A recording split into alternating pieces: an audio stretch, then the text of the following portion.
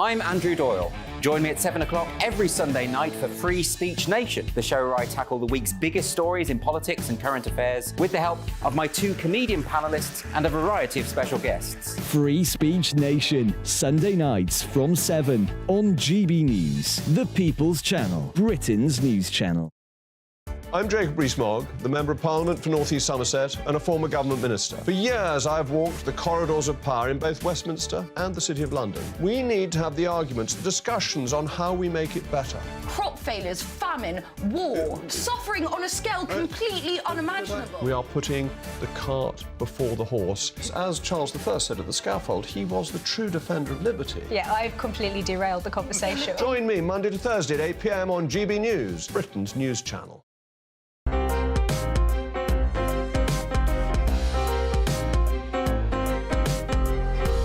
The Live Desk with me, Mark Longhurst. And me, Pip Thompson. It's here Monday to Friday on GB News. From midday, we'll bring you the news as it breaks, whenever it's happening and wherever it's happening, from across the UK and around the world. Refreshing, feisty, but with a bit of fun too. If it matters to you, we'll have it covered on TV, radio and online. Join the Live Desk on GB News, the People's Channel, Britain's news channel. Weeknights on GB News from 6 p.m. You'll always get drama, Please stop, Michelle. I know, yeah. Please stop. Should I just shut up? romance, You like me, I like you. There you go. There you are. Well, don't tell anybody. adventure Da-da-da-da-dum, etc. That's the whole point. But and action.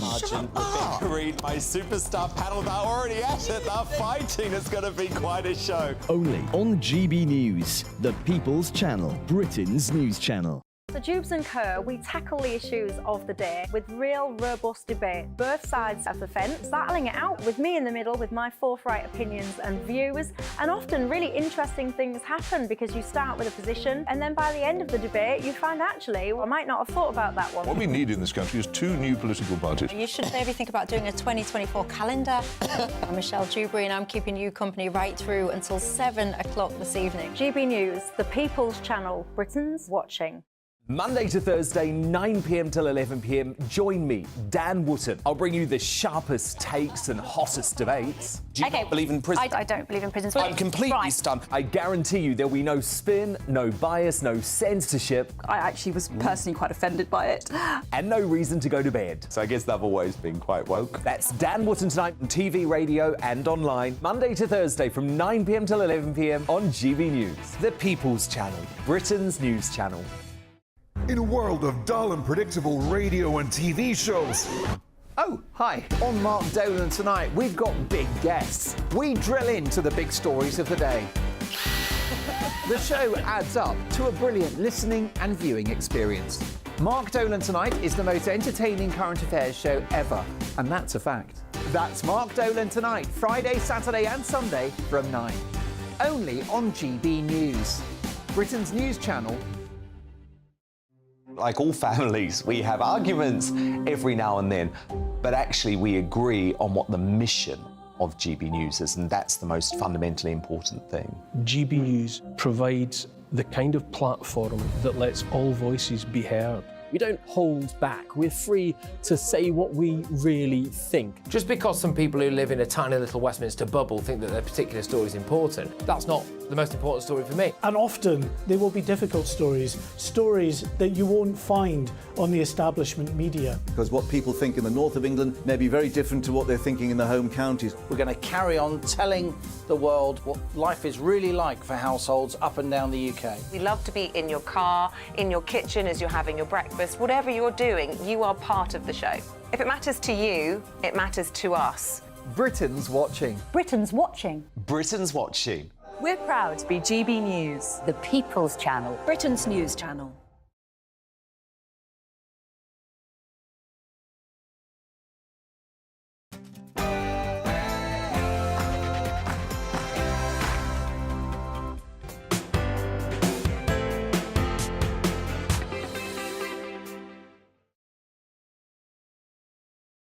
Good afternoon. This is GB News Sunday. I'm Emily Carver. I'll be with you for the next 2 hours on your TV, online and digital radio. So coming up this hour on the show, the Home Secretary, Suella Braverman, cries sabotage. She's accused Keir Starmer and his web of cronies of scheming to block her plans to stop the boats.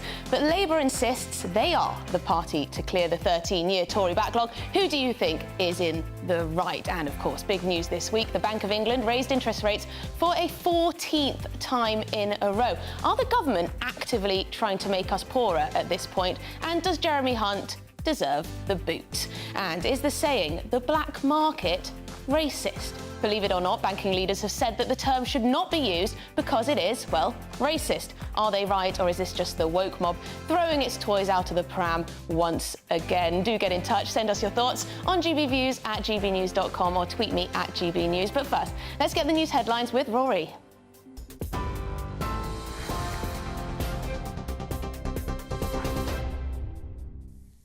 Thank you very much, Emily. Those who have been wrongfully convicted of crimes will no longer have their living costs docked from their compensation payments. New guidance issued by Justice Secretary Alex Chalk comes into immediate effect today. It follows the controversy sparked by the jailing of Andrew Malkinson, who spent 17 years behind bars for a crime he did not commit. He voiced his concerns that expenses may be deducted from his compensation, prompting Downing Street to make urgent amendments. The National Crime Agency is teaming up with social media firms to crack down on posts by people smugglers who are encouraging asylum seekers to cross the Channel. The Prime Minister says the new partnership between law enforcement and tech giants will tackle attempts to lure migrants into paying to make the journey. Group discounts, free spaces for children and offers of false documents are among the posts that Rishi Sunak wants removed to help achieve his promise to stop the boats. Minister for Immigration Robert Jenrick told GB News that deterrence is a key part of the government's plan to tackle the small boats crisis. The overwhelming majority of those people coming on small boats are coming from France, from a safe country with a well-functioning asylum system. They're choosing to come to the UK, and that must be in part because of a perception that the UK is a softer touch. That's why we're changing accommodation. That's why we're making it harder to live and to work illegally in the UK. There's been a 50% rise in the number of raids this year by immigration enforcement to try and close down bogus employers who are breaking the law by employing illegal migrants. Meanwhile, Shadow Immigration Minister Stephen Kinnock says a Labour government would still have to house migrants in barges for short periods while tackling the backlog of asylum cases. A Labour government would also continue to place asylum seekers in former military bases for up to 6 months. Kinnock blamed the Conservative government for the current asylum situation, but could not say how long it would take a Labour government to reduce the asylum backlog of 172,000 cases. Ukraine's President Volodymyr Zelensky is accusing Russia of bombing a blood transfusion centre in the northwest of the country. Mr. Zelensky claims a number of people are dead and others are injured, but the president did not disclose how many fatalities there are. He described the strike in the eastern Kharkiv region as a war crime. There's so far been no comment from Russia. Well, meanwhile, a university building was in flames in the Donetsk in eastern Ukraine, a region now under Russian control. Local authorities blame the shelling on Ukrainian forces that they claim are now using cluster bombs. The US sent cluster munitions to Ukraine last month, but Kyiv has promised to use them only on Russian forces, not civilian targets. An iconic 18th century pub in Birmingham has been gutted by fire just days after it was sold to a private buyer. Firefighters were called to the Crooked House pub just before 10:45 last night. The blaze was extinguished and no one was injured. Affectionately known to many as the Wonky Pub, due to its unusual angle, visitors would enjoy the illusion of coins and other objects seemingly rolling uphill along the bar. Police are appealing for anyone with information about the fire to come forward. And if you've ever wanted to talk to animals, hunting enthusiasts in the Baltic countries could show you a thing or two.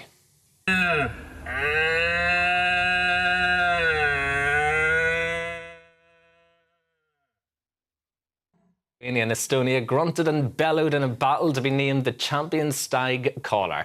They were scored on their ability to imitate the animals in different categories, like the call of a young deer. This is GB News across the UK on TV, in your car and digital radio, and on your smart speaker by saying play GB News. Now though, it's back to Emily.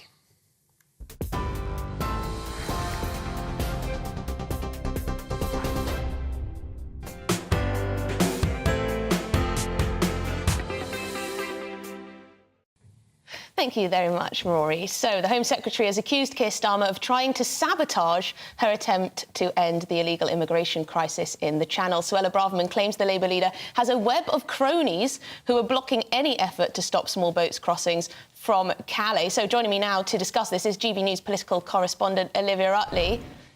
Olivia, thank you. Oh, beautiful backdrop, stunning. Thank you for joining me from the seaside there. So, Suella Braverman, she's been on the offensive recently. She wrote, a letter to Keir Starmer only a couple of weeks ago saying he needs to sack everyone in his shadow cabinet who supports Just Stop Oil. Now she's saying Keir Starmer is sabotaging her. Yes, well, ever since those by-elections a few weeks ago, where the Tories unexpectedly managed to win the seat of Uxbridge, the government's strategy has been to find wedge issues between himself and Labour. So you've got the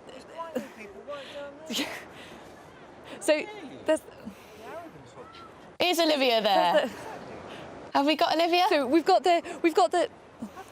Oh, sorry, we're having some problems there. There's someone. We'll come back to you in just 2 moments, Olivia. Thank you very much. We'll come back to you in a minute. I think she's having a few difficulties there by the seaside, but thankfully we have my wonderful panel here who will give their hot take on what Suella Braverman has accused Keir Starmer of doing, and that is sabotage of their small boats policy.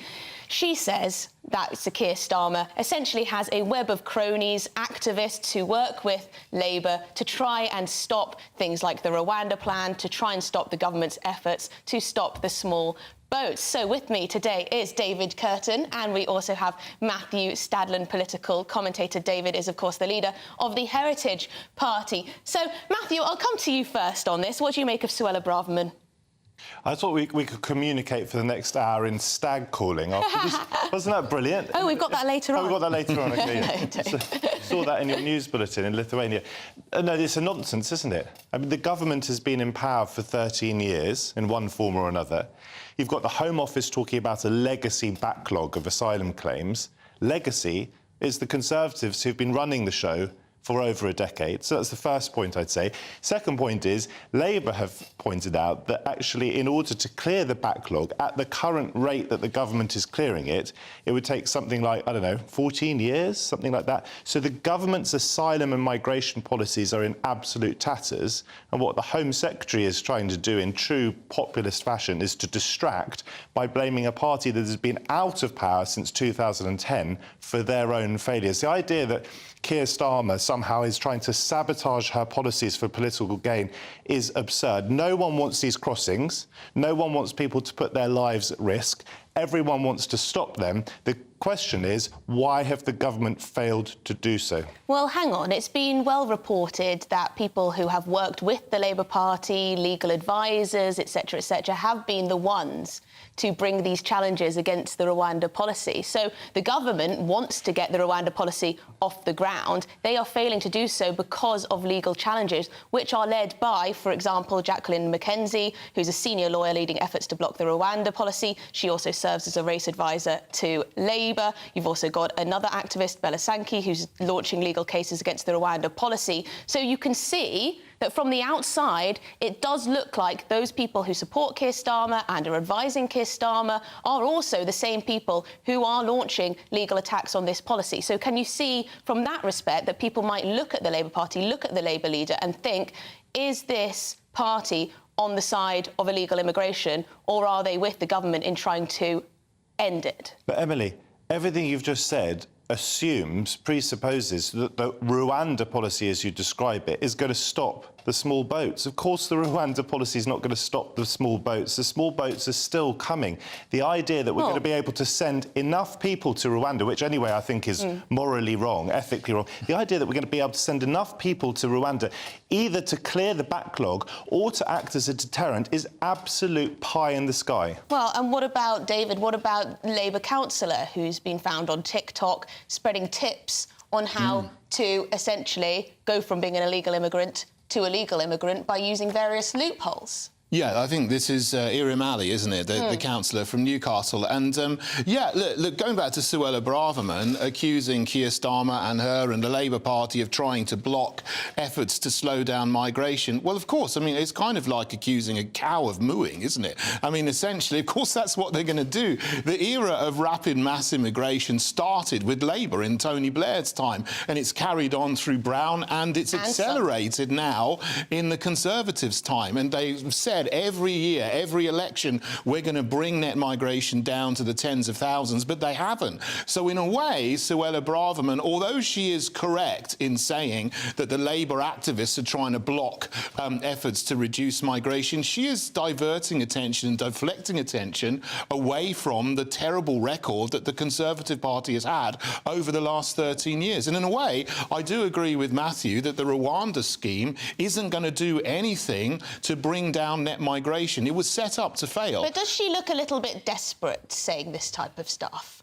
Because, as Matthew said, it is true that the Conservatives have been in government in one way or another for the last 13 years. Surely, if they really, really, really wanted to get a grip of this situation in the Channel, they could do, with or without the support of Labour and various legal activists. Of course, they could declare a state of emergency in the Channel and they could start pushing the boats back to France and they could put in much more strict controls over people coming in the back of the lorry over to Tilbury and to Dover and places like that. You know, they've passed the immigration bill. That went through Parliament a couple of weeks ago, but the situation hasn't changed. We still have hundreds of people coming across the Channel every day. So they could have got a grip on this way, way before now. And obviously, you know, she's But new imagine in the post. if the Conservatives had said, OK, we're going to push the boats back, we're going to turn them around. I mean, can you imagine the outrage from...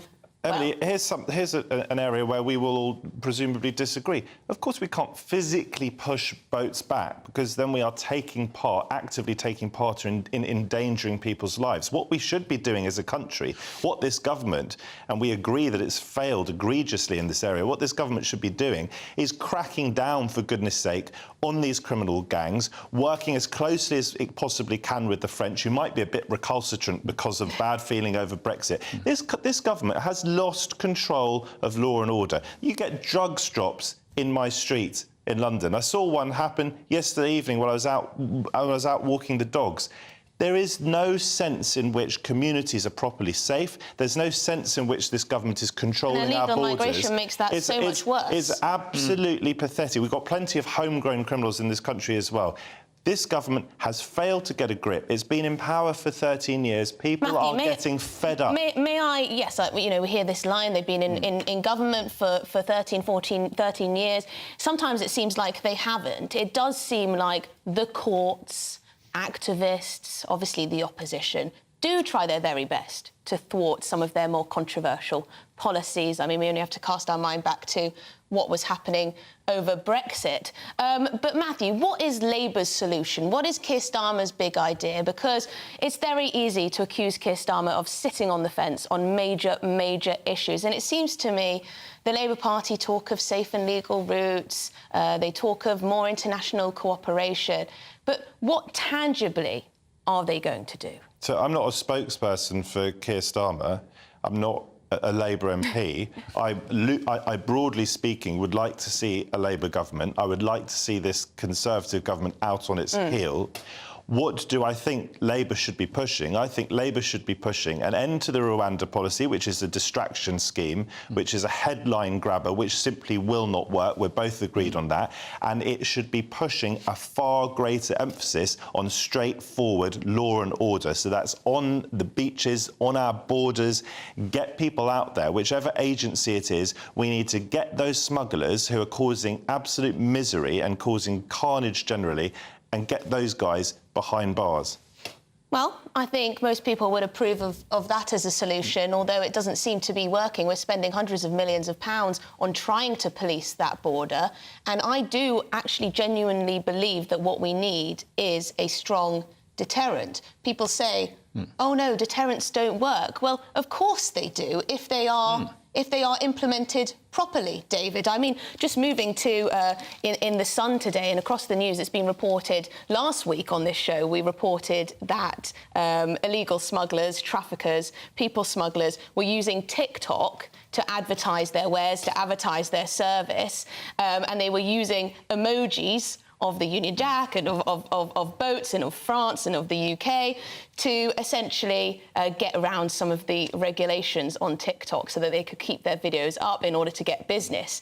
Now it seems the government has, given this some thought, and TikTok and Facebook are going to be joining forces with our top crime busters to crack down on this practice. I mean, how is it even happening, David? Yeah, I mean, using TikTok, it's an absolute joke. TikTok and these social media platforms are open, aren't they? I mean, I don't agree with censorship on these platforms, but, to be honest, if I were one of these young men in their situation, I don't blame them. I would do the same, because if you come to this country, you're rewarded for getting to this country. You get put in a 4 or 5-star hotel, you get an Aspen card with free money on it, you get nice meals, you get a mobile phone, you get free healthcare.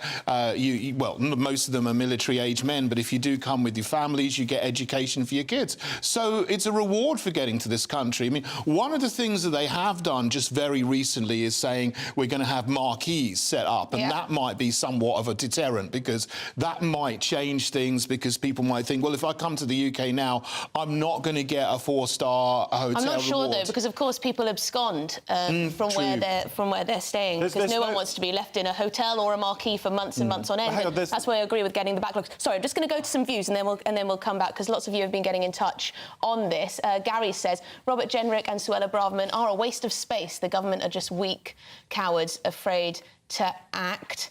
Lynn says the barracks are full to the brim and the barges will merely take a day's supply of migrants. Basically, we are full up and continuously overflowing day by day. There is a palpable sense of anger about this situation. It just seems totally unfair and intolerable. Alex says the Conservatives have been in power for 13 years and have utterly failed to control our borders without a care as to how it impacts British people. Now they're blaming Labour. What a joke. It does seem like a lot of you are seeing through or doubting Suella Braverman's latest tactics to go on the offensive against Labour, when, of course, they have been in power. I think they're relying on trying to get the votes of people who think, well, Labour will just be worse. But is that enough? Is there the evidence that Labour would be worse when it comes to this issue? Please do keep your views coming in and subscribe to our YouTube channel. Follow us on socials. We're at GB News. So you're watching and listening to GB News Sunday with me, Emily Carver. We've got lots more coming up on today's show. But first, let's take a look at the weather with Rachel. Looks like things are heating up.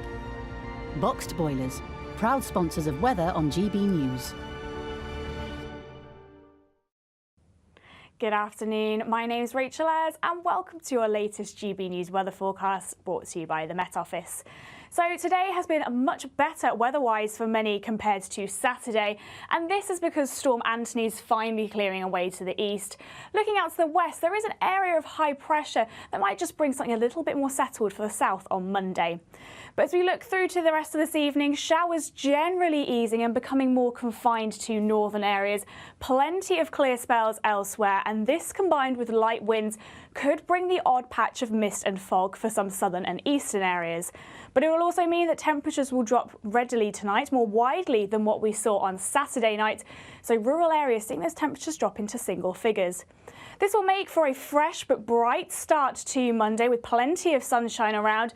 A few showers once again across particularly northern areas, heaviest and most frequent across northeastern parts of Scotland. But after a bright start in the southwest, things starting to cloud over as this next area of cloud and rain moves in from the west. But still feeling pleasant in that sunshine throughout Monday. Now looking to Tuesday, plenty of cloud and rain once again moving erratically eastwards.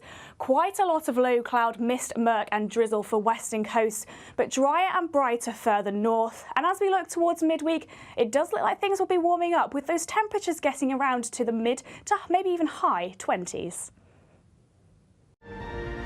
Looks like things are heating up. Boxed Boilers, proud sponsors of weather on GB News. It's nice to know the weather's going to be cheering up a little bit. We've got lots more coming up on today's show. The Bank of England has raised interest rates for the 14th consecutive time. Chancellor Jeremy Hunt says he understands that households are feeling the pain, but does he need to do more to help out struggling families? Are they actually actively trying to make us poorer in order to bring inflation down? All of that and more to come. I'm Emily Carver, and you're watching and listening to GB News, Britain's news channel. What you get for breakfast is something that, if we do our jobs right, you will wake up to news that you didn't know the night before. It's a conversation. It's not just me and Eamon. We want to get to know you, and we want you to get to know us. From 6, it's Breakfast with Eamon and Isabel. Monday to Thursdays on GB News, Britain's news channel.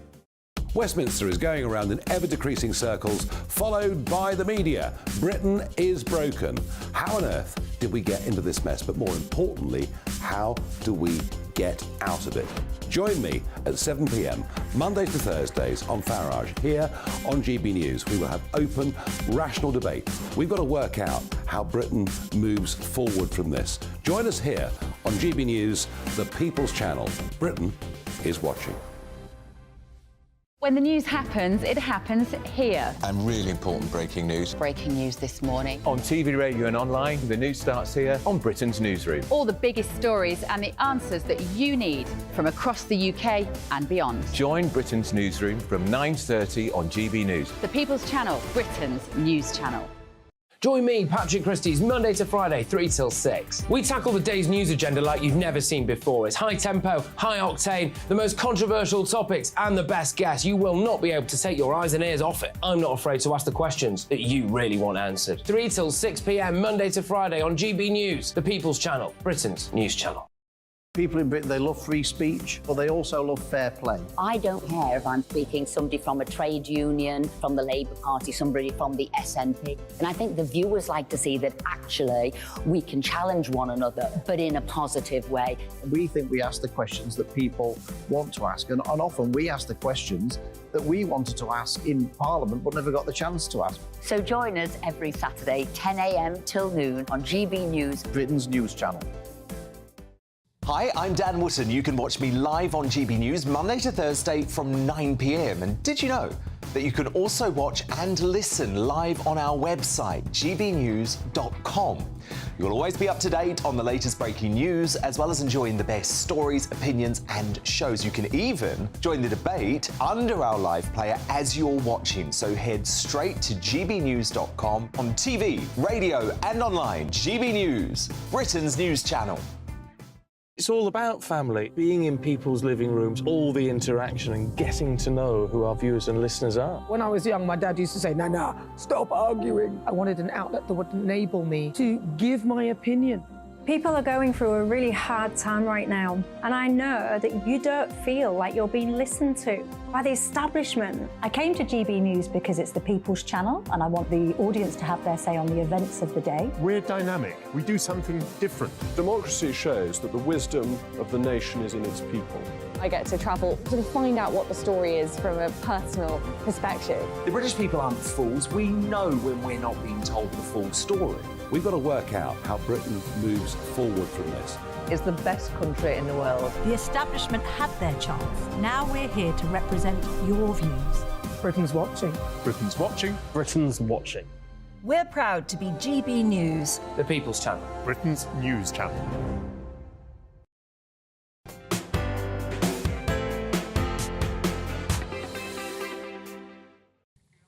Welcome back to GB News Sunday with me, Emily Carver, on your TV, online and digital radio. So this week, the Bank of England decided to hike interest rates for the 14th time in a row. Chancellor Jeremy Hunt told GB News that the latest 0.25% increase would help them to bring down inflation without the country falling into a recession. Any rise in interest rates is a worry for families with mortgages, for businesses with loans. But underneath that decision is a forecast that says that this time next year inflation will be 2.8% and we will have avoided recession. And what the Bank of England governor is saying is that we have a plan that is bringing down inflation solidly, robustly and consistently. So is the Bank of England and the government actively trying to make us poorer with these consecutive interest rate rises? Do we want a chancellor that knowingly allows interest rates that won't be easy for households, or should Jeremy get the sack? Quite a lot of questions there to answer. I'm just not very impressed with the Bank of England and also Jeremy Hunt. There seems to be no emphasis on economic growth at all, and I do wonder if they actually do want us to go into recession. Is that the way to stop inflation, or at least to bring it down? So to make sense of all this, I'm delighted to be joined by director and co-founder of Regionally, Justin Urquhart-Stewart. Thank you very much indeed for joining us this afternoon on The Sofa. So what do you make of my introduction there? These interest rate rises, they seem to have the backing of the government. That's pretty certain. Yes. Jeremy Hunt seems to have welcomed them, so has Rishi Sunak. The idea is that if they continue to hike these rates, inflation will come down. Does that also mean that we could be looking at a recession, despite what they say? It will almost certainly cause a recession. But the trouble is, they're not actually understanding the different types of inflation. For those who are sad enough, old enough to remember the 1970s and 80s, unfortunately me, you had consumer booms. And so you had inflation then based on what was happening to the consumer. So you raise interest rates to actually try and discourage them.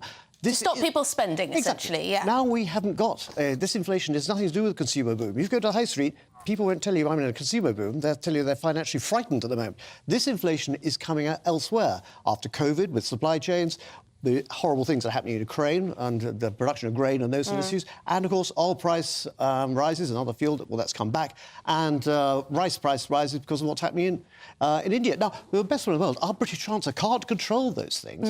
So it's all very well saying, I'm going to cut inflation down to 2%. How? And, of course, the Bank of England doesn't have many tools, like one. And it's a bit like a man who owns a hammer. Everything sort of looks like a nail. So inflation, well, put interest rates up. It's the wrong thing to do. If you want to control this inflation, you've got to get more confidence coming into the domestic market. So businesses will be investing more. Businesses will actually have the confidence both domestically and internationally. And then all the consumer feels a little bit more confident. Well, it's a bit difficult at the moment. Those are the actions to take. It doesn't cost a lot because you can do it by way of tax breaks, not giving tax back, but breaks on new businesses being developed. So if that's all true, then surely Jeremy Hunt does deserve the sack. He's got this completely wrong. He's got it back to front. Of course, the Bank of England are their own entity, but Jeremy Hunt is supporting exactly their tactics of hiking those interest rate rises up. But wait, the Bank of England is independent. That's because Gordon Brown told us it was independent. So who actually appoints the Governor of the Bank of England? The government and the Treasury. Who appoints the people who are going to be on that committee? That'll be the Treasury and the government. And the people inside the Bank of England are approved by the Treasury and the government. But apart from that, it's completely independent. They haven't got the right tools. So it comes back to the Treasury and say, how do we deal with this type of inflation? And that goes back to that point, so actually external inflation and domestic confidence. Remember, the primary driver of the UK economy, well, the biggest part of it is the consumer spending. Yeah.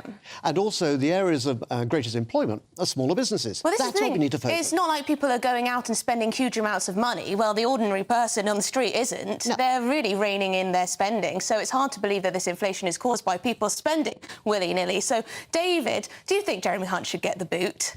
Yeah, I didn't support him anyway coming in. I think he came in a coup, didn't he, and Liz Truss's time. So, you know, there's all that. It was a bit of a coup, yes. So, I mean, really, that was... I'm no fan of any of them, but I think the way he came in was really, really appalling, really badly done. So, you know, what he's doing at the moment is really hurting people who are already hurting, you know, because mortgage rates are up, rents are up, energy prices are up, council taxes are up, food prices are up, petrol prices are up, and then he's putting the interest rates up even more. I mean, you can see, you know, if he wants to put some kind of cap or you know, to slow down house price rises, which might be good to keep them down to 5 or 10% a year, 2% a year. Yes, you have to put interest rates up a little bit, but I think he should have stopped before it's now. It's panic mode, I think. Yeah. Matthew, Carol's just written in and she says, it's all so depressing. Everything seems hopeless. Too many naysayers about the UK. We need to return to being a can-do country. Do you have any positive spin on what's been going on when it comes to the economy? There are signs, at least, that inflation is starting to go down. We've maybe had the worst of it.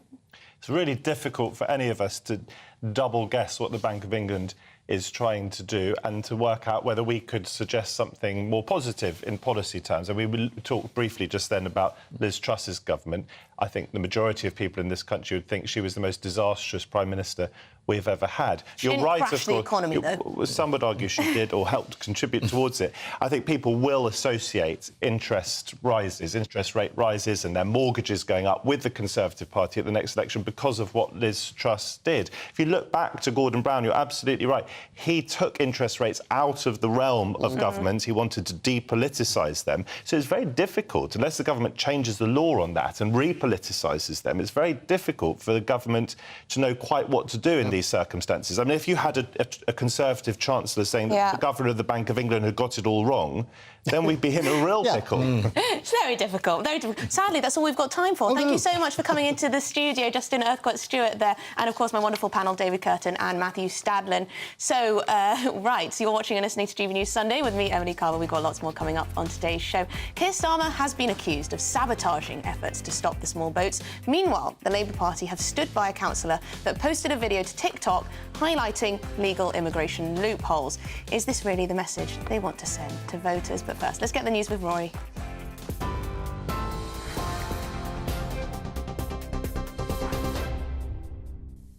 Thank you very much, Emily. Those who have been wrongfully convicted of crimes will no longer have their living costs docked from their compensation payments. New guidance issued by Justice Secretary Alex Chalk comes into immediate effect today. It follows the controversy sparked by the jailing of Andrew Mulkinson, who spent 17 years behind bars for a crime he did not commit. He voiced his concerns that expenses may be deducted from his compensation, prompting Downing Street to make urgent amendments. The National Crime Agency is teaming up with social media firms to crack down on posts by people smugglers who are encouraging asylum seekers to cross the Channel. Group discounts, free spaces for children and offers of false documents are among the posts the Prime Minister wants removed to help achieve his promise to stop the boats. Minister for Immigration Robert Jenrick told us here at GB News that migrants come to the UK because of a so-called soft touch approach to immigration.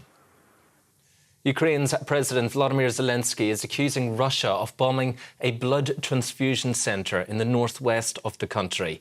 Mr. Zelensky claims a number of people are dead and others are injured. But the president did not disclose how many fatalities there are. He described the strike in the eastern Kharkiv region as a war crime. There's so far been no comment from Russia. Storm Anthony saw 78-mile-per-hour winds hit some parts of the UK yesterday, blocking 100 miles of railway between Exeter and Penzance. About half a month's worth of rain fell in some areas, with a number of people evacuated from their homes in North Yorkshire due to flooding. Gusts of 78 miles an hour were measured at Berryhead in Devon, while 43 millimetres of rain fell in Scarborough in North Yorkshire, almost half of August's average rainfall. That's you up to date, but you can get more on all of those stories by visiting our website. That is gbnews.com.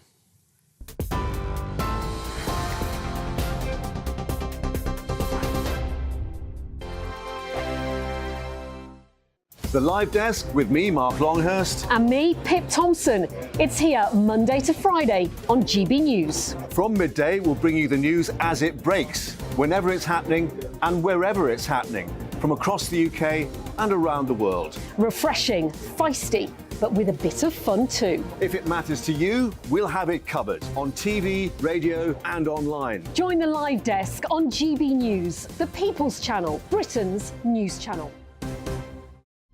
Weeknights on GB News from 6 p.m. You'll always get drama. Please stop, Michelle. I know, yeah. Please stop. Should I just shut up? Romance. You like me, I like you. There you go. There you are. Well, don't tell anybody. Adventure. Etc. That's the whole point. But and action. Read my superstar panel. They're already at it. They're fighting. It's going to be quite a show. Only on GB News, the People's Channel, Britain's news channel. So Jubes and Kerr, we tackle the issues of the day with real robust debate, both sides of the fence, battling it out with me in the middle with my forthright opinions and views. And often really interesting things happen because you start with a position and then by the end of the debate you find actually, well, I might not have thought about that one. What we need in this country is 2 new political parties. You should maybe think about doing a 2024 calendar. I'm Michelle Dewberry and I'm keeping you company right through until 7 o'clock this evening. GB News, the People's Channel, Britain's watching.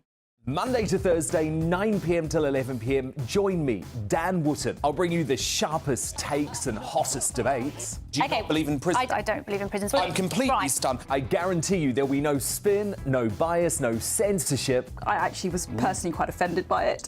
And no reason to go to bed. So I guess they've always been quite woke. That's Dan Wootton tonight on TV, radio and online. Monday to Thursday from 9 p.m. till 11 p.m. on GB News. The People's Channel, Britain's news channel. In a world of dull and predictable radio and TV shows. Oh, hi. On Mark Dolan tonight, we've got big guests. We drill into the big stories of the day. The show adds up to a brilliant listening and viewing experience. Mark Dolan Tonight is the most entertaining current affairs show ever, and that's a fact. That's Mark Dolan Tonight, Friday, Saturday and Sunday from 9. Only on GB News, Britain's news channel. Like all families, we have arguments every now and then, but actually we agree on what the mission of GB News is, and that's the most fundamentally important thing. GB News provides the kind of platform that lets all voices be heard. We don't hold back. We're free to say what we really think. Just because some people who live in a tiny little Westminster bubble think that their particular story is important, that's not the most important story for me. And often there will be difficult stories that you won't find on the establishment media. Because what people think in the north of England may be very different to what they're thinking in the home counties. We're going to carry on telling the world what life is really like for households up and down the UK. We love to be in your car, in your kitchen as you're having your breakfast. Whatever you're doing, you are part of the show. If it matters to you, it matters to us. Britain's watching. Britain's watching. Britain's watching. We're proud to be GB News, The People's Channel, Britain's news channel.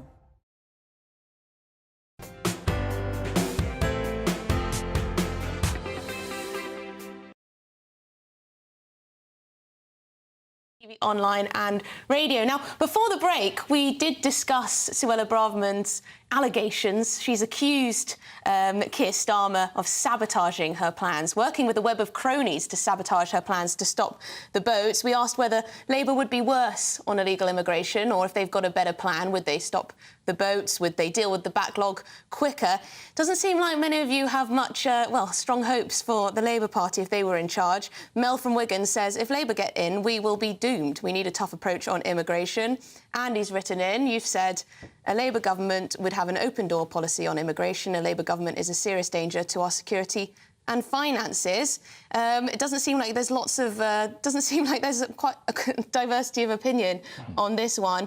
Avril says Labour would most definitely be worse than the Conservatives on immigration. It was Labour that opened the floodgates initially. So there you go.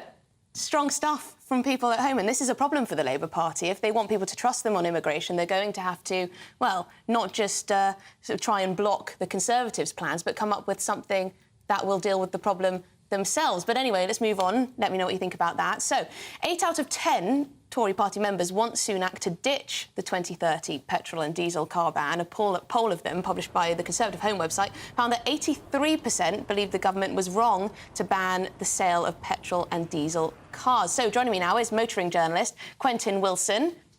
Quentin, thank you very much indeed for joining me. I believe you're in sunny Bordeaux, which is rather nice.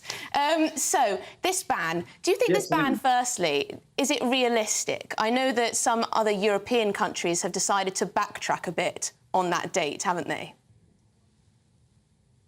Well, Emily, look, you can drive a petrol car, own a petrol car until 2035. So that's 12 years. It'll be a hybrid, but you can drive that car without ever having to charge it. So feeling that it's all going to stop after 2030 is wrong. And you can carry on buying a second-hand diesel or petrol car and driving it till you drop dead. So the hysteria surrounding it is a little bit extreme. The Telegraph survey, which is a Conservative Home, as you say, that was only 695 respondents. Now, I spoke to a leasing company yesterday, Tusker, and they've got 29,000 cars on lease.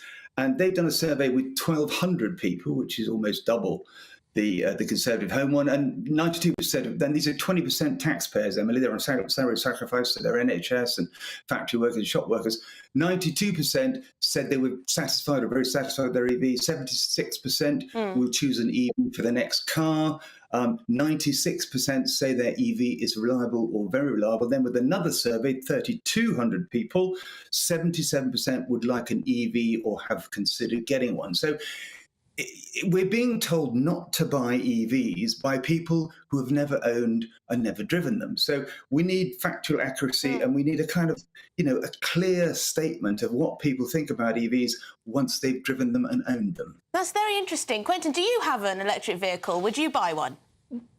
I've got one, yeah, absolutely. I've got two, and I've driven to France in one, and it's sitting outside, and 3 and a bit stops to charge, and it was fine, 760 miles. So your viewers need to understand you can do long distance in them, and also because these low tax people, these salary sacrifice, you can afford them. I mean, Octopus is doing a thing now where you can have a second-hand EV, including electricity charging and insurance, for £300 a month. I've spoken to.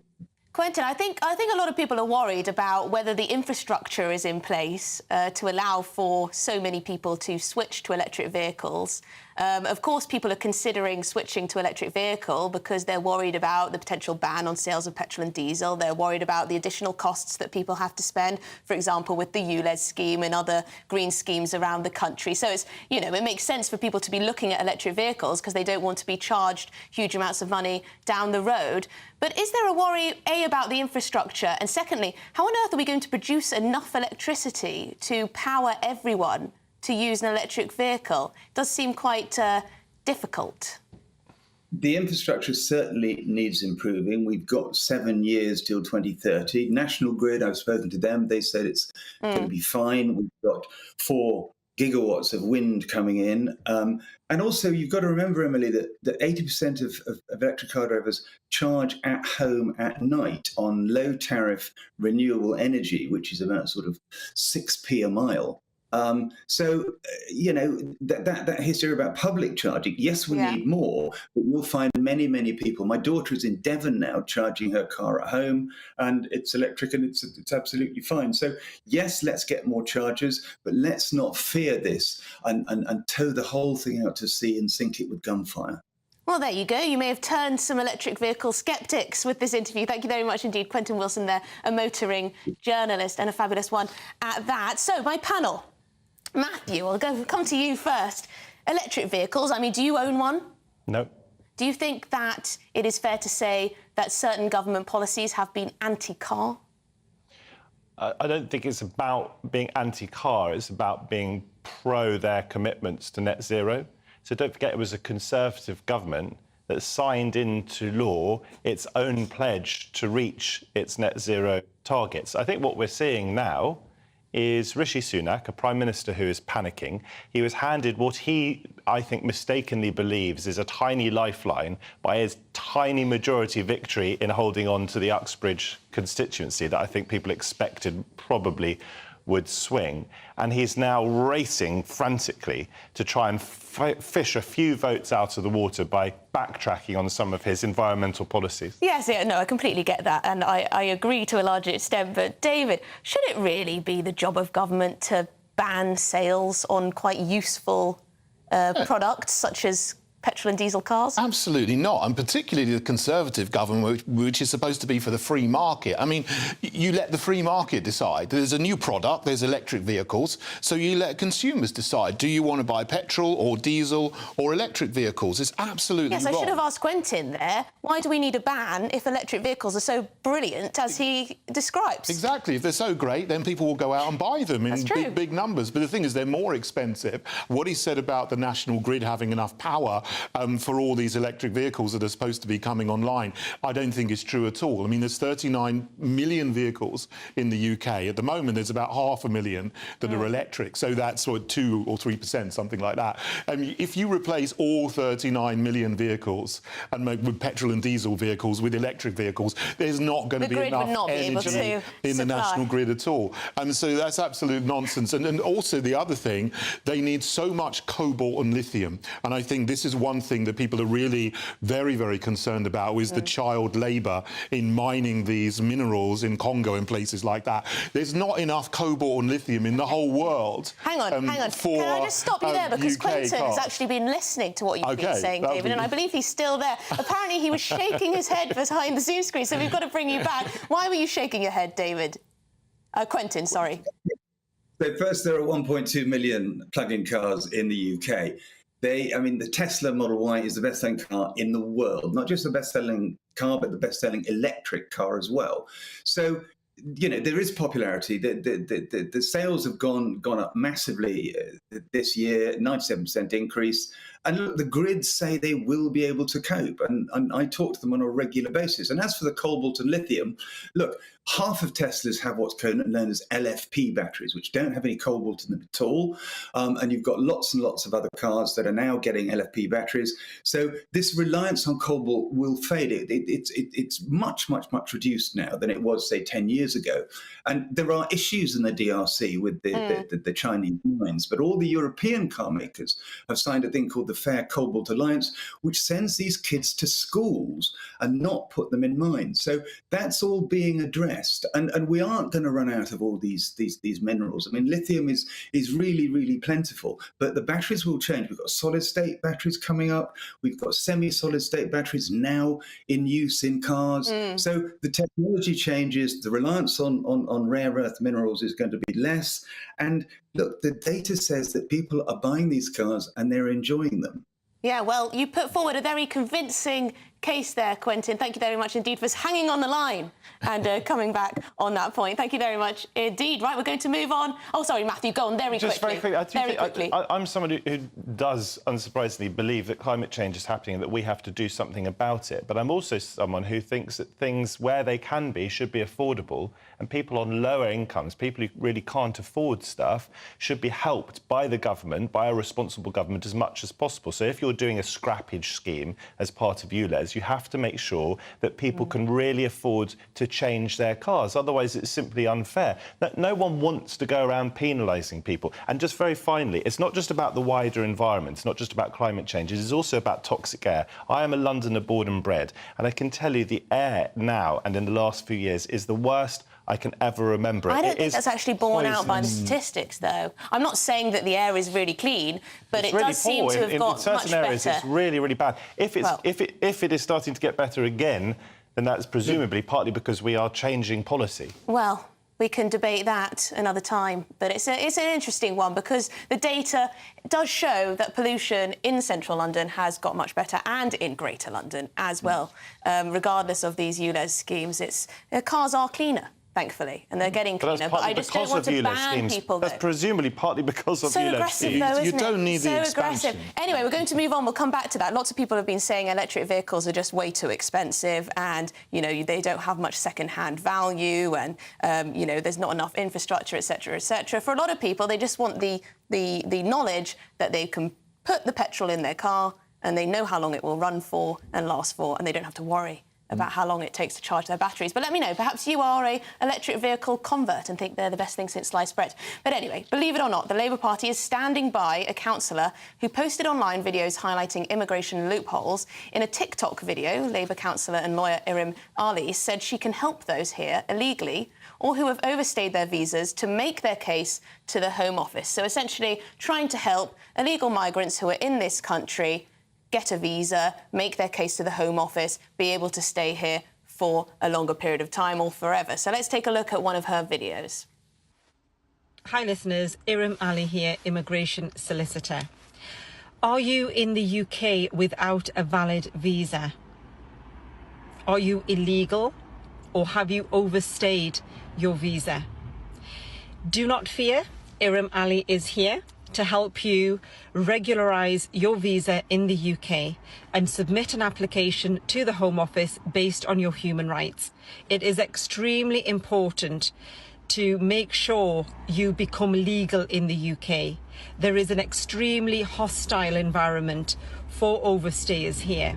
So you must make sure that you can submit an application to the Home Office, become legal and be en route to indefinite leave to remain. So contact me, let's have that conversation and work out what needs to be done to get your stay here in the UK. Never fear, Iram Ali is here, apparently. Well, Immigration Minister Robert Jenrick has told GB News he believes this reflects the Labour Party's approach to immigration. Of course he has. It is an example of what the Labour Party really thinks. And as far as I can tell, absolutely nothing has been said or done with respect to that lady. That's wrong. And that shows what Labour, behind the mask, really thinks about this issue. So in response to the video, a Labour source has said Iram Ali has been spoken to and acknowledges the language in the video wasn't appropriate and she's taken it down. This isn't about language, is it, David? This is actually scandalous that she is trying to appeal to illegal migrants in order to fix their status here. Yeah, I mean, there's no... That's encouraging illegality, surely. Well, look, she has free speech, so she can say that if she wants to. The thing is, there are these loopholes, but I think it's deplorable that somebody who is a Labour councillor, a representative of a political party, is actually encouraging people to exploit these loopholes. I think it's absolutely, terrible that she's doing that, but they do exist. And it comes back to what we said before. The Conservatives, who are like having a go at her, have been in power for 13 years, but they've done nothing to close these loopholes, and they should have taken more action in the past to make sure this doesn't happen, because if they haven't, so obviously someone like her can come along and say, well, look, I'm a lawyer, come to me, you can have my services, and it's all legal, but it's deplorable, obviously, and they will, they're appealing to their voter base, of course. But Matthew, do you understand why people would be outraged by this? First of all, I think David's already acknowledged that we have free speech, and also you guys are very much, as am I, pro-market economy. I believe in a certain amount of regulation, as I'm sure you do to some extent anyway. So she's presumably entitled to have said what she said. She's one Labour councillor. I actually think that Yvette Cooper, who's the Shadow Home Secretary, will be and intends to be pretty tough on illegal immigration. If you look at her record, if you look at the Shadow Chancellor as well, Rachel Reeves, she's actually said stuff that I've not particularly agreed with. I think she's gone a bit too far, become a bit too strong in that area. And also, just to say, look, we have human rights in this country. One of the great things about Britain, and I'm a great fan of my country, our country, is that we uphold the rule of law. People are entitled to representation. The government's been trying to do away with that with their immigration bill, so that people who come here can just be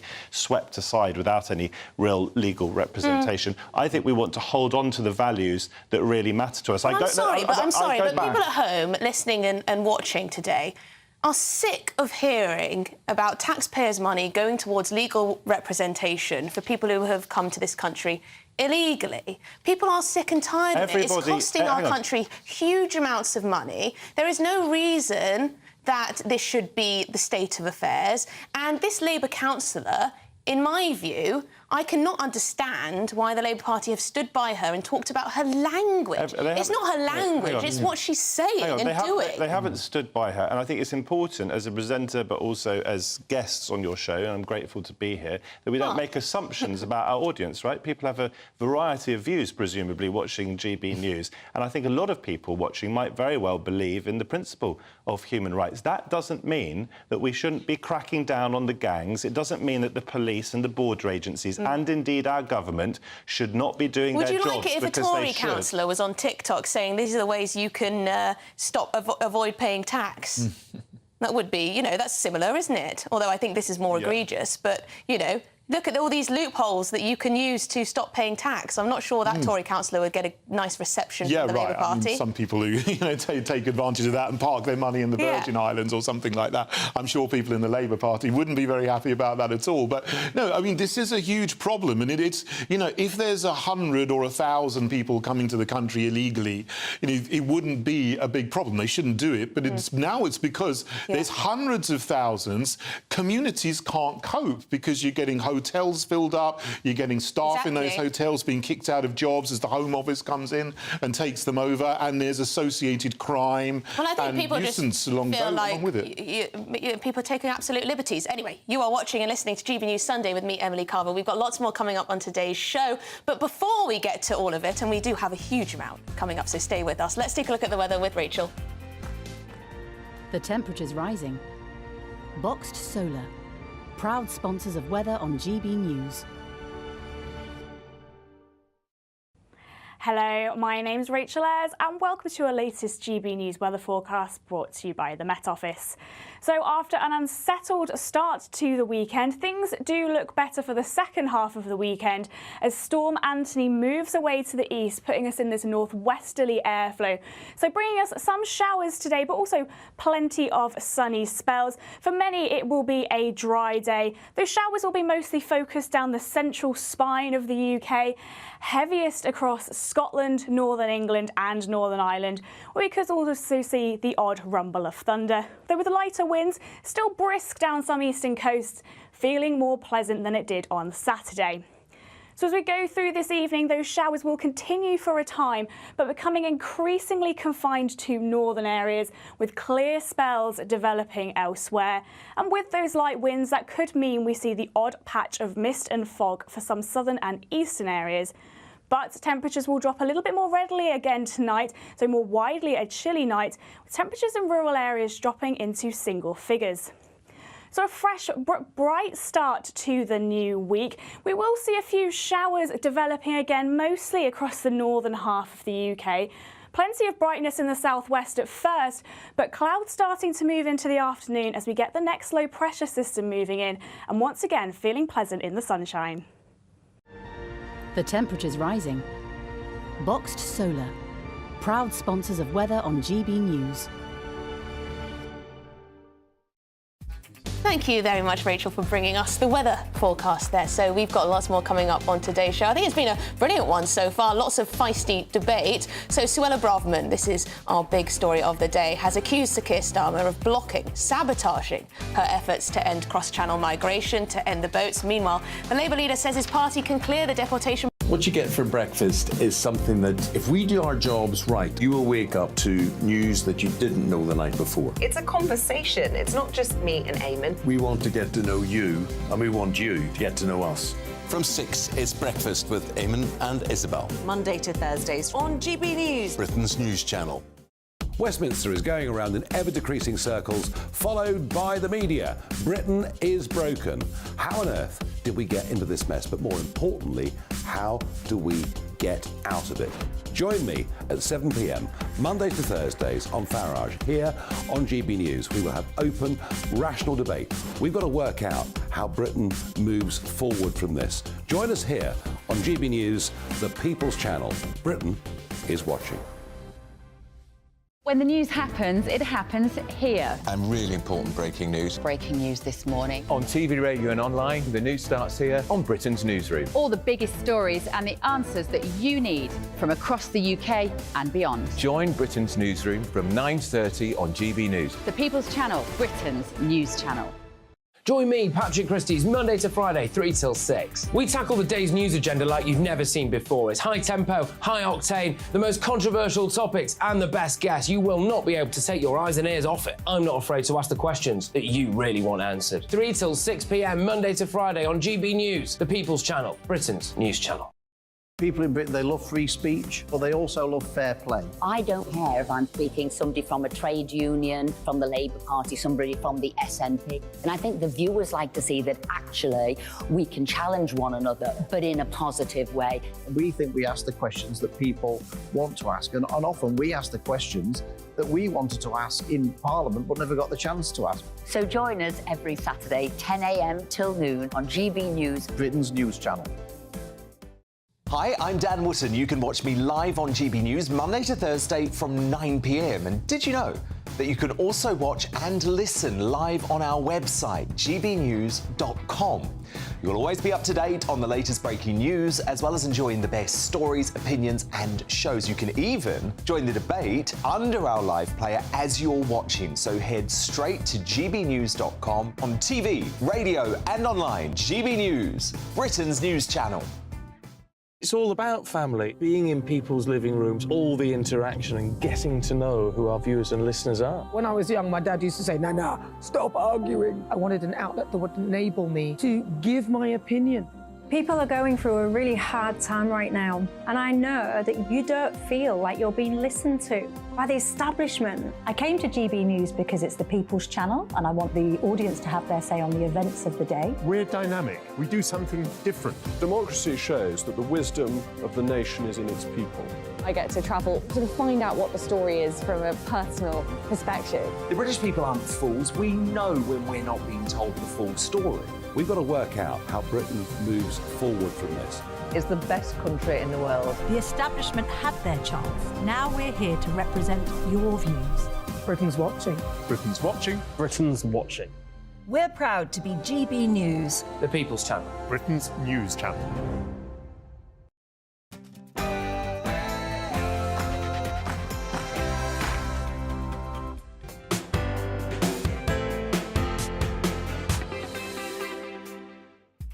Hello, this is GB News Sunday. I'm Emily Carver. Thank you very much indeed for joining us this lunchtime. So for the next hour, I will be keeping you company on TV, online and radio. So coming up this hour, Home Secretary Suella Braverman cries sabotage. She's accused Keir Starmer of blocking asylum laws, but he insists Labour will try to clear the 13-year Tory backlog.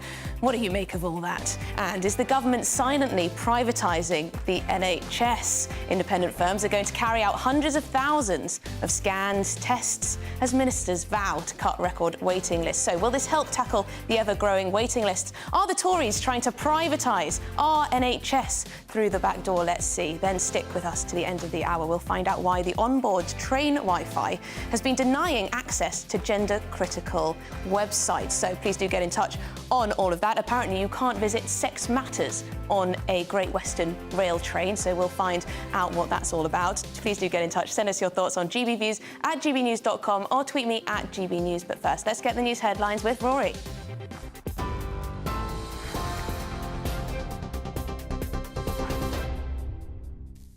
Thank you very much, Emily. Those who have been wrongfully convicted of crimes will no longer have their living costs docked from their compensation payments. New guidance issued by Justice Secretary Alex Chalk comes into immediate effect today. It follows the controversy sparked by the jailing of Andrew Malkinson, who spent 17 years behind bars for a crime he did not commit. He voiced his concerns that expenses may be deducted from his compensation, prompting Downing Street to make urgent amendments. The National Crime Agency is teaming up with social media firms to crack down on posts by people smugglers who are encouraging asylum seekers to cross the Channel.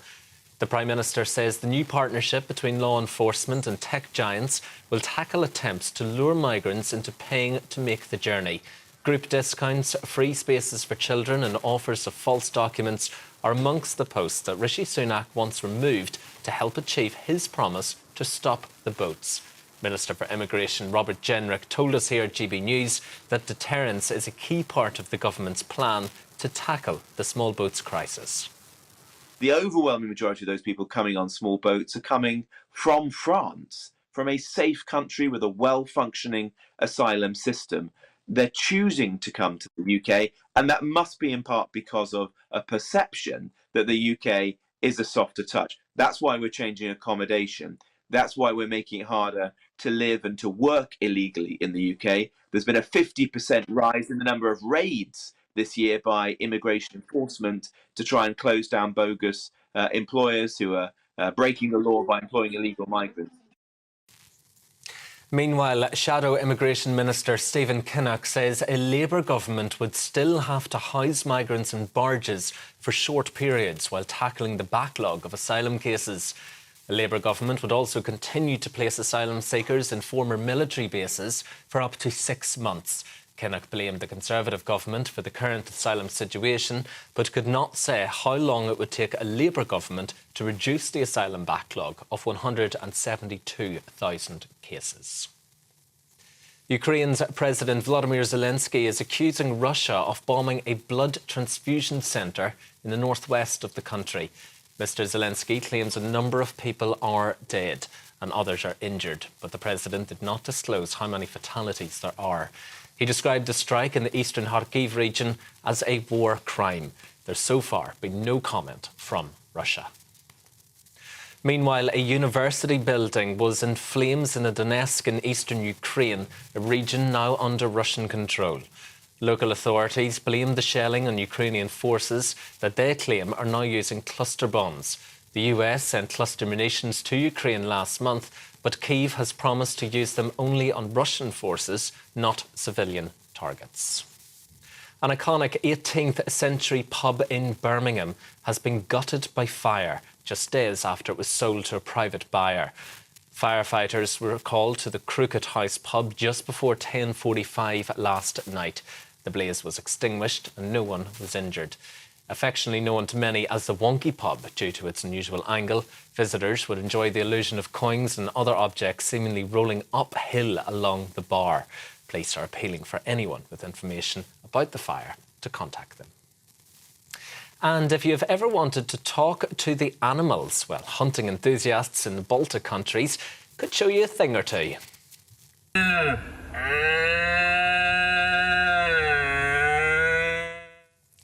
Competitors in Latvia, as well as Lithuania and Estonia, grunted and bellowed in a battle to be named the champion stag caller. They were scored on their ability to imitate the animals in different categories, like the call of a young deer. This is GB News across the UK on TV, in your car, on digital radio and on your smart speaker by saying play GB News. Now though, back to Emily.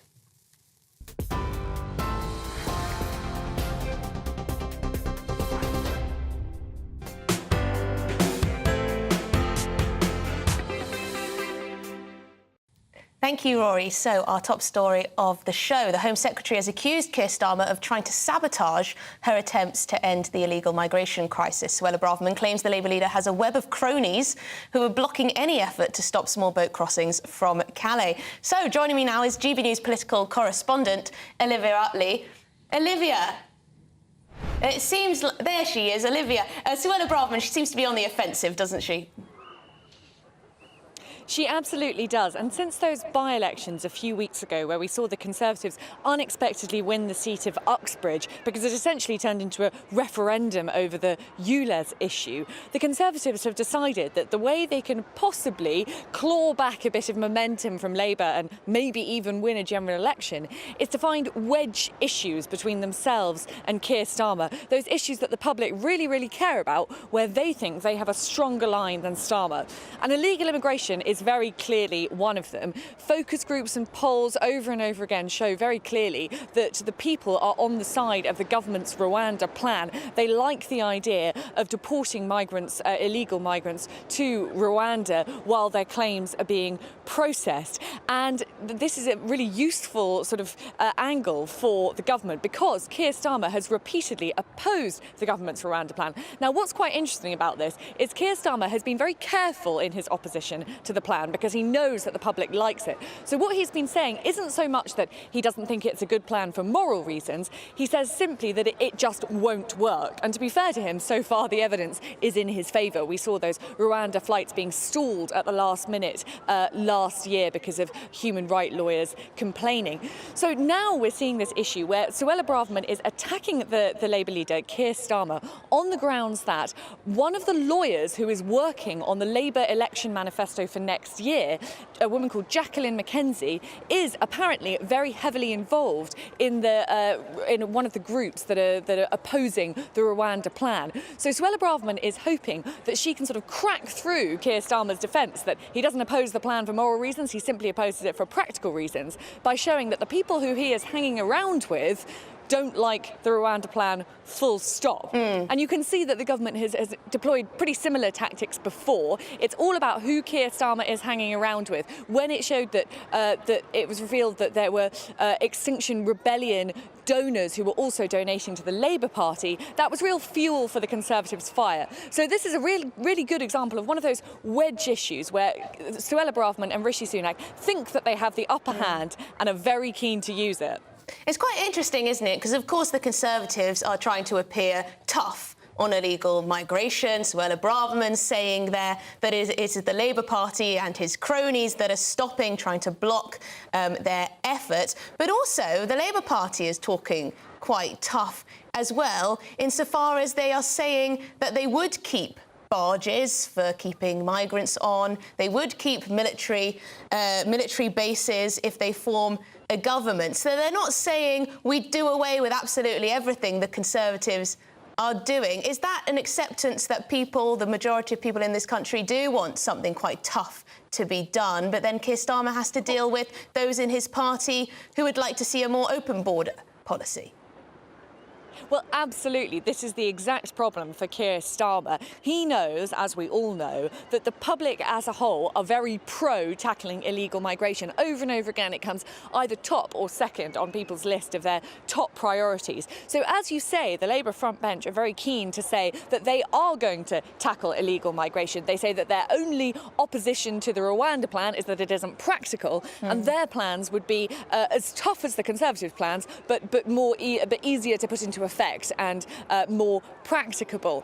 Whether that will hold true as we get nearer to a general election remains to be seen, because, as you say, there are those, both in the Labour Parliamentary Party and in the Labour Party members more widely, many of whom became Labour Party members under Jeremy Corbyn, who are much more keen on a fully sort of open borders policy and don't really see the issue with high levels of migration, and in some cases don't even see the issue with high levels of illegal migration. So Keir Starmer is really fighting two battles on this front, a battle with the general public and the battle with his own party. And this is why the Conservatives are really, really keen to get in there now and suggest that they have the upper hand, that on this issue they are united, which they very clearly are. When we saw the Rwanda plan going through Parliament last week, it had no opposition from Conservative MPs. So I think this is an issue which the Conservatives will want to shout about over the coming weeks. Thank you very much indeed. Olivia Utley there, our political correspondent from sunny Bournemouth. Thank you very much indeed. So with me for the next hour, political commentator Matthew Stadlen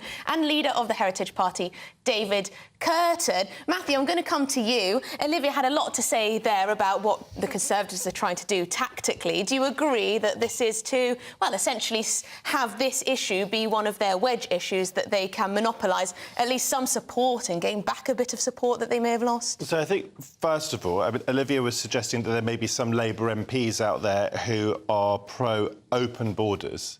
I mean, I don't know any Labour MPs. Well, the likes of Zara Sultana may well want a very liberal policy. Do you know of any Labour MP who actually wants to have an open border? I don't. Jeremy Corbyn, thankfully, is no longer a Labour MP, and I'm sure he wouldn't even say that we want open borders. This is a nonsense. This is a distraction. This is desperate tactics from a desperate Home Secretary, from a desperate government who are incompetent and have failed to get a grip on something that, something that Olivia and you would say people care about. But do you admit that there have been obstacles put in their way, i.e. why hasn't this Rwanda policy taken off? No, I don't agree, because there have been legal challenges against it. I don't agree precisely because and I think David agrees with me, but we'll hear from him in a second, do not believe that Rwanda is coming anywhere close to scratching the surface of solving this issue. Well, David, it seems like most people in my inbox, although do keep your views coming in, are saying that Labour would most certainly be worse than the Conservatives when it comes to illegal migration. Even if Matthew says that there is no one in the Labour Party who really believes in open borders, there are quite a lot of people at home who think, well, actually, they do. Well, even if that's wrong, that's the perception. Well, Labour would be terrible, but I don't know if they'd be worse than what I call the fake Conservatives, because they say they're going to reduce immigration every single year, every single election, but now it's 606,000 net into the country, and we've had record illegal immigration across the Channel last year of 48,000. We're already on 15,000 this year, so we're on course to beat that because, of course, more people come over in the summer, August, September, and so on. So the Rwanda scheme is something that they're playing politics with. It's a straw man. It isn't going to do anything. So the Conservatives are getting bashed here from both sides, from the left and from the right, saying they're not doing enough and this is all a big distraction. Eddie here's written in, he says, I've voted Labour for over 35 years, but could never trust or vote for them again. They change their minds like the weather. And that is an issue. Keir Starmer may well win this next election by default because there is a massive amount of support for the anti-Tory ticket, as it were. Lots of people want to boot out the Conservatives. It's quite a strong line to say, do you feel better off than you did 13 years ago? A lot of people will say, absolutely not, because of the current cost of living crisis, stagnant wages, etc. etc. But are Labour actually offering, and I know you don't speak for the Labour Party, but do you believe that they are offering anything that really sets them apart from the Conservatives? First of all, the reason that almost 11 million of us, we've been told, are struggling to pay our bills, and let's remember that is what is really impacting on people up and down the country, is not because of people coming over on boats, whatever you think does of it? 7 million a day? It doesn't make much difference. The reason is because of rampant inflation, the government's failure to get a handle on that. We talked earlier about the rights and wrongs of the Bank of England raising interest rates. As far as the leader of the Labour Party is concerned, you can understand, and you know this because you're savvy politically, Emily, if you're in opposition, you don't want to go too early with major policies because you don't want them to be nicked by the party in power. And also, it is, I think we'd agree, Keir Starmer's election to lose, and therefore he is going to be risk averse. I don't buy that, though. Do I think that Keir Starmer is as charismatic, like him or loathe him, as Tony Blair? No, I don't. Do I think he's pretty sensible? Do I think he's responsible? Do I think he is a better bet to solve our economic woes than Rishi Sunak? Yes, I do. Well, he makes Ed Miliband look charismatic. Yeah, he does. I mean, they're not going to do anything of any value or any consequence. They don't have anything that is a vision for the future of the country. It's more immigration, it's more net zero, it's more climate alarmism, it's more wokery, it's more transgenderism, it's more of, you know, the running down of the excellence in schools. So identity the Tories, politics, I'm very worried about when it comes to the Labour Party. A lot of people are indeed. I mean, we've seen not just when it comes to gender issues, but of course race issues as well. It does seem like the Labour Party want us to take us down even more of a dangerous route. We've got an email from Angie saying slippery Starmer might say he'll tackle immigration now, but would flip-flop to open borders and waving all migrants in once in power. People do believe this stuff, Matthew. And she says Matthew is being disingenuous because he knows darned well that safe and legal routes would be an open invitation to even more floods of migrants. Yes, I don't believe more safe and legal routes would actually stop people coming over by the channel if they don't have a genuine claim, which is the issue. May I just make it what I think is an important point on immigration? Go on. What I would support is properly targeted immigration so that huge holes that we are told exist in our healthcare system are filled. The NHS is something that I think should be free at the point of delivery, and maybe we'll talk about this later on, but it is something that is on its knees, and it's partly on its knees. You could say it's partly because of the pandemic. No doubt that is part of it. I would say it's partly because underinvestment, even though the Tories keep saying the opposite. But it is also, apart from anything else, because there aren't enough people filling the posts. We all care about the health service because we all have ill relatives or could have ill relatives, and we want them to be given good care. And you can't be given good care if you don't have the doctors and nurses to treat them. Well, that is true, but do they need to come from abroad? Should be training people up? It takes a while to train them, Emily. Well, we had 1.2 million time. people arrive last year, didn't we? So it takes more than a year, surely, Emily. if the government was sensible, they would have made sure that some of those people could work in our health service. But there you go, that might take a little bit of pre-planning. We've got lots more coming up on today's show. The government is turning to private clinics to cut NHS waiting lists. Campaigners are arguing this will have a limited impact on the backlog. But is more privatisation a good way to take pressure off our crumbling health service? Are the Tories trying to privatise the NHS through the back door, by the back door? All of that and more to come. But first, let's take a look at the weather. That warm feeling inside. From Boxed Boilers. Proud sponsors of weather on GB News. Good afternoon, my name's Rachel Ayres and welcome to your latest GB News weather forecast brought to you by the Met Office. So today has been much better weather-wise for many compared to Saturday, and this is because Storm Anthony is finally clearing away to the east. Looking out to the west, there is an area of high pressure that might just bring something a little bit more settled for the south on Monday. But as we look through to the rest of this evening, showers generally easing and becoming more confined to northern areas. Plenty of clear spells elsewhere, and this combined with light winds could bring the odd patch of mist and fog for some southern and eastern areas. But it will also mean that temperatures will drop readily tonight, more widely than what we saw on Saturday night. So rural areas seeing those temperatures drop into single figures. This will make for a fresh but bright start to Monday with plenty of sunshine around. A few showers once again across particularly northern areas, heaviest and most frequent across northeastern parts of Scotland. But after a bright start in the southwest, things starting to cloud over as this next area of cloud and rain moves in from the west. But still feeling pleasant in that sunshine throughout Monday. Now looking to Tuesday, plenty of cloud and rain once again moving erratically eastwards. Quite a lot of low cloud, mist, murk and drizzle for western coast, but drier and brighter further north. And as we look towards midweek, it does look like things will be warming up with those temperatures getting around to the mid to maybe even high 20s. That warm feeling inside. From Boxed Boilers, proud sponsors of weather on GB News.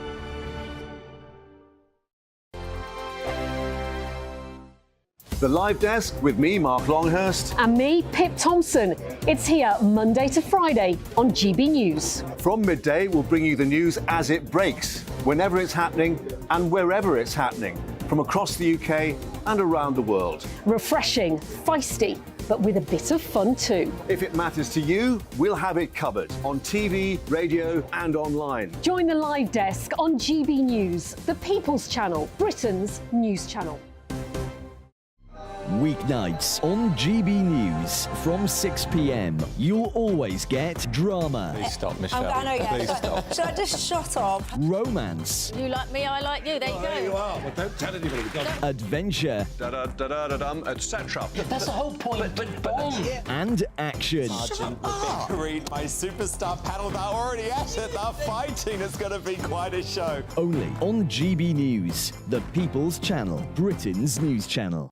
So Jubes and Kerr, we tackle the issues of the day with real robust debate, both sides of the fence, battling it out with me in the middle with my forthright opinions and views. And often really interesting things happen because you start with a position and then by the end of the debate you find actually, well, I might not have thought about that one. What we need in this country is 2 new political parties. You should maybe think about doing a 2024 calendar.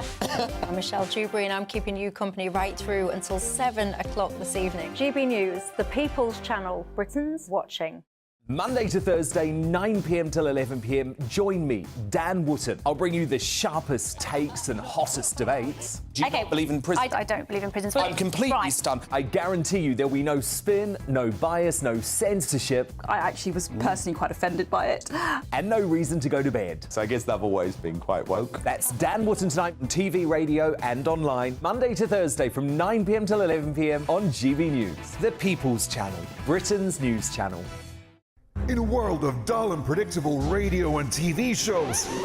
Oh, hi. On Mark Dolan tonight, we've got big guests. We drill into the big stories of the day.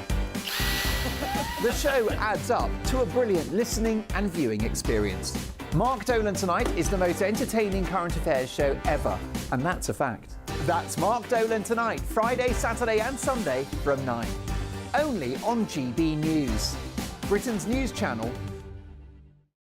Like all families, we have arguments every now and then, but actually we agree on what the mission of GB News is, and that's the most fundamentally important thing. GB News provides the kind of platform that lets all voices be heard. We don't hold back. We're free to say what we really think. Just because some people who live in a tiny little Westminster bubble think that their particular story is important, that's not the most important story for me. And often there will be difficult stories, stories that you won't find on the establishment media. Because what people think in the north of England may be very different to what they're thinking in the home counties. We're going to carry on telling the world what life is really like for households up and down the UK. We love to be in your car, in your kitchen as you're having your breakfast. Whatever you're doing, you are part of the show. If it matters to you, it matters to us. Britain's watching. Britain's watching. Britain's watching. We're proud to be GB News, The People's Channel, Britain's news channel.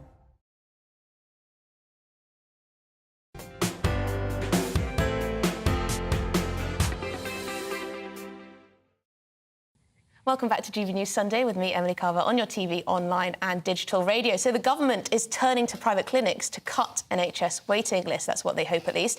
8 of 13 new community diagnostic centres will be operated by the private sector, although services will still be free to patients. The plans have been met with scepticism by some experts who say that it ignores the root of the problem. Campaigners have argued it's privatisation of the NHS by the back door. So what is it? Joining me now is Dr Gavin Shields, GP and chair of the Coventry Local Medical Committee. Thank you very much indeed, Gavin, for joining us on the show. So what do you make of these plans? To me, it seems like pragmatism. Well, I'd welcome any successful initiative to reduce the waiting times for my patients. As GPs, we know only too full well that the long waiting times causes a huge amount of stress, worry and anxiety and worsening of health as well for our patients. We know that the waiting times have been increasing. They're very long. We've got over 7 million patients waiting, many of them waiting over a year.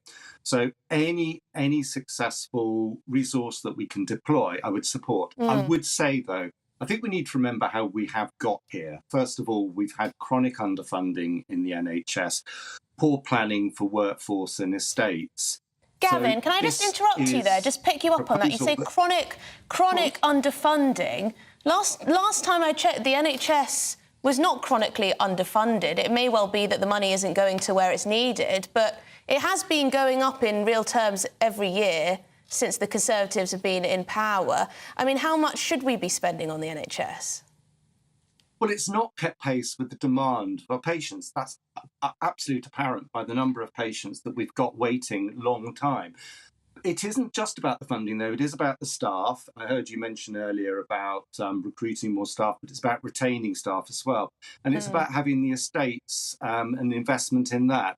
So we have not kept pace with demand, and we've ended up in a situation when far too many of our patients are waiting far too long, and it's having a serious impact on their health. And I've got patients who are having to spend their life savings to pay privately because they just can't afford to wait anymore in pain and distress. I would also say, though, that we can't just increase throughput in one part of the system. If we just increase the diagnostics, good though that may be, we need to increase right across the system, because if a patient gets a scan and a diagnosis, then we need to get them to treatment or surgery quickly. So we can't have just quick fixes. We need this to be part of a much broader, longer plan. Gavin, how does it actually work? So the government are going to be using private facilities. Does the government then pay the private hospitals to do those scans, to make those diagnoses? How does it actually work practically? Do you know? I don't get involved in the funding side of that myself, but there are agreements that were put on hold to a degree during COVID, but there are agreements to fund the private services for doing it. I would like that to be done at the same price that NHS services are done for, and I don't want this to be a drain on the resources and the staff for the NHS service. That would be my first worry, that it might cost a lot more than it would elsewhere. That would be my concern. Just very quickly, just lastly, while I've got you, how widespread is the view in the medical community that the Conservatives are trying to privatise the NHS by the back door? Because we hear this. Is it a conspiracy theory? How widespread is the belief that that is true? I think it's quite widespread, I would have to say. I think a lot of my colleagues feel that and feel quite mistrustful. And I think that we need really all political parties to absolutely show a commitment to having a healthcare service that's free at the point of delivery. And I genuinely believe that the overwhelming majority of British public want that. I feel that the changes I've seen in all the years I've been in the NHS, I worry that we're increasingly moving to a more privately based service, and that concerns me greatly.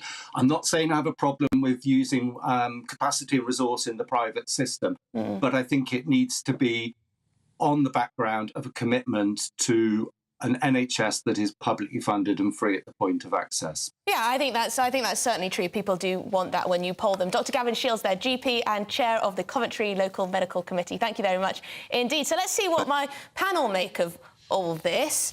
We're using private services, David. Should we go the whole hog and privatise the whole thing?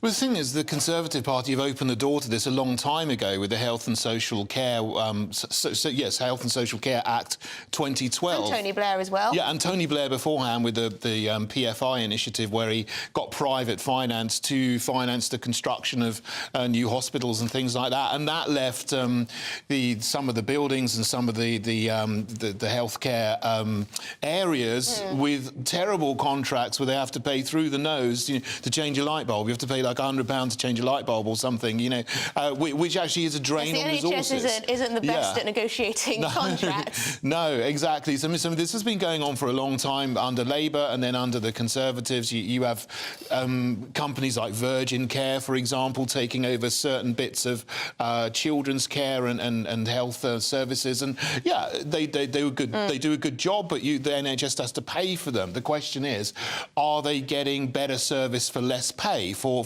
a better price? I don't think they are going to get a lower price if they go private and bring privatisation into the NHS. But the thing is now, you've got 7.4 million in a backlog. What we need to do is just clear that backlog, however it's done. Clear it. Just clear it.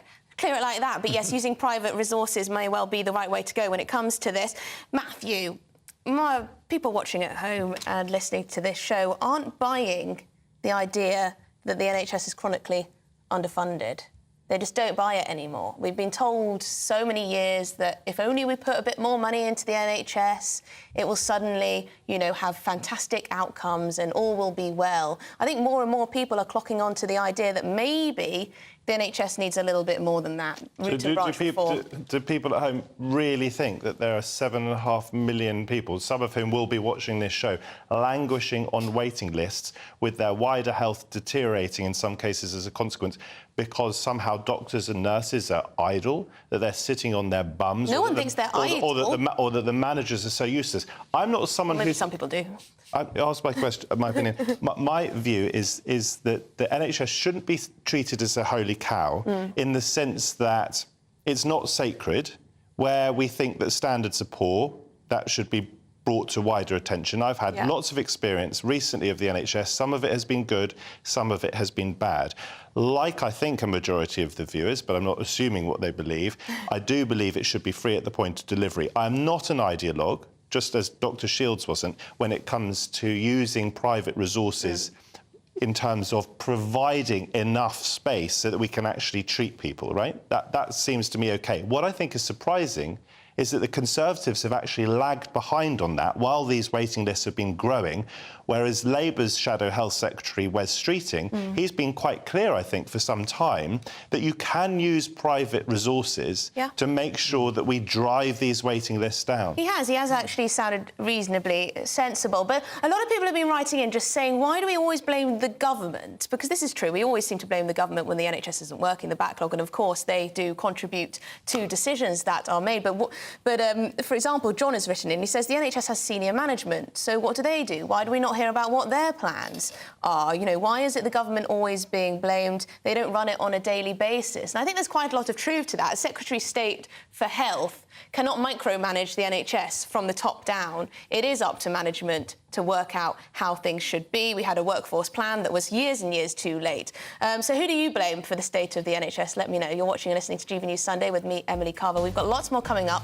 Greenpeace say that scaling the Prime Minister's house was a proportionate response to a disastrous decision.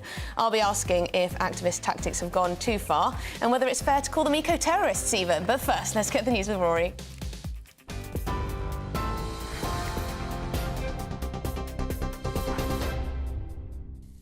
Thank you very much, Emily. Those who have been wrongfully convicted of crimes will no longer have their living costs docked from their compensation payments.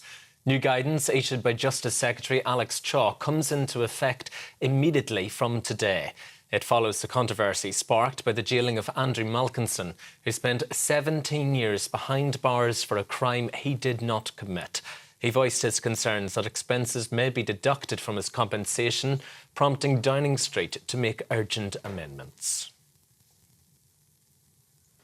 The National Crime Agency is teaming up with social media firms to crack down on posts by people smugglers who are encouraging asylum seekers to cross the channel. Group discounts, free spaces for children and offers of false documents are amongst the posts the Prime Minister wants removed to help achieve his promise to stop the boats. Minister for Immigration, Robert Jenrick, told us here at GB News that migrants come to the UK because of a so-called soft-touch approach to immigration. Ukraine's President Volodymyr Zelensky is accusing Russia of bombing a blood transfusion centre in the northwest of the country. Mr. Zelensky claims a number of people are dead and others are injured. But the president did not disclose how many fatalities there are. He described the strike in the eastern Kharkiv region as a war crime. There's so far been no comment from Russia. Storm Anthony saw 78-mile-per-hour winds hit some parts of the UK yesterday, blocking 100 miles of railway between Exeter and Penzance. About half a month's worth of rain fell in some areas, with a number of people evacuated from their homes in North Yorkshire due to flooding. Gusts of 78 miles an hour were measured at Berryhead in Devon, while 43 millimetres of rain fell in Scarborough in North Yorkshire, almost half of August's average rainfall. That's you up to date, but you can get more on all of those stories by visiting our website, that is gbnews.com.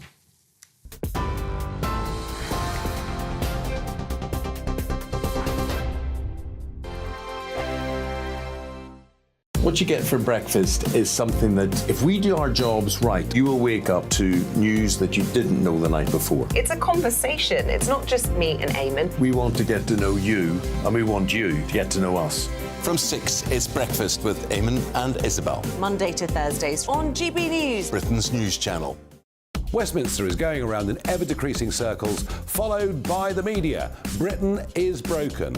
How on earth did we get into this mess? But more importantly, how do we get out of it?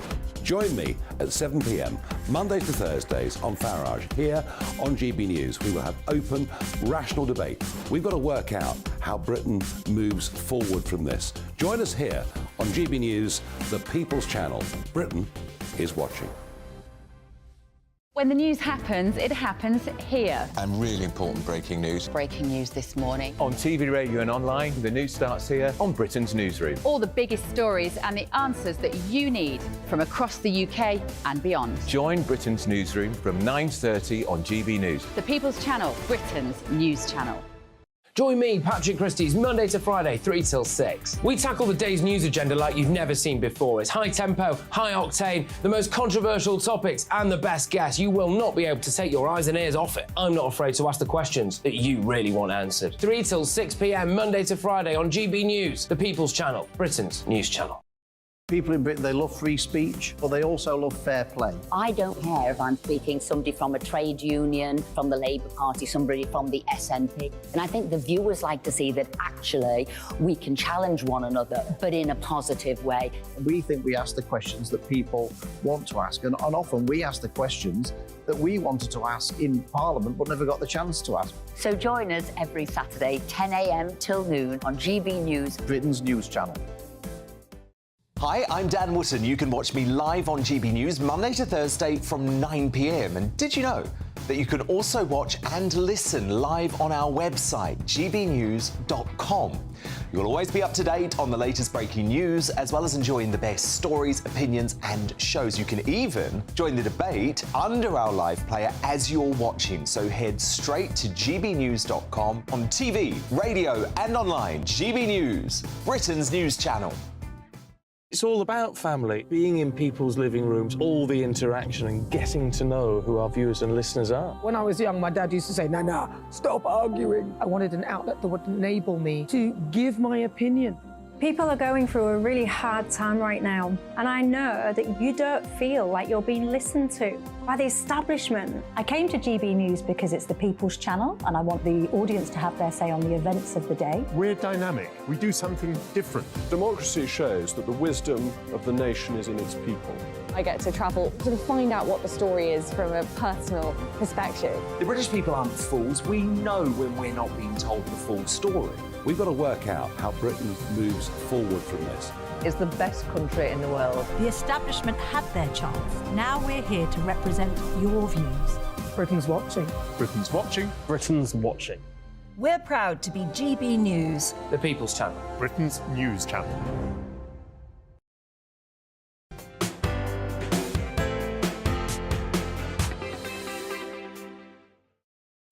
Welcome back to GB News Sunday with me, Emily Carver, on your TV, online and radio. So a lot of you have been getting in touch about the NHS using private facilities the government is planning to do to try and cut down on those backlogs, which I think are 7.4 million now, which is quite incredible. 1 in 8 people in the country are on a waiting list, which is staggering. John says the NHS is run poorly by design. The more money given, the more siphoned off. Simple, make people more accountable. Problem solved. Gary says people go on about the Tories' privatisation, but it was under the Tony Blair Labour government when Blair gave Andy Burnham the go-ahead to give out the first privatising contracts. There we go.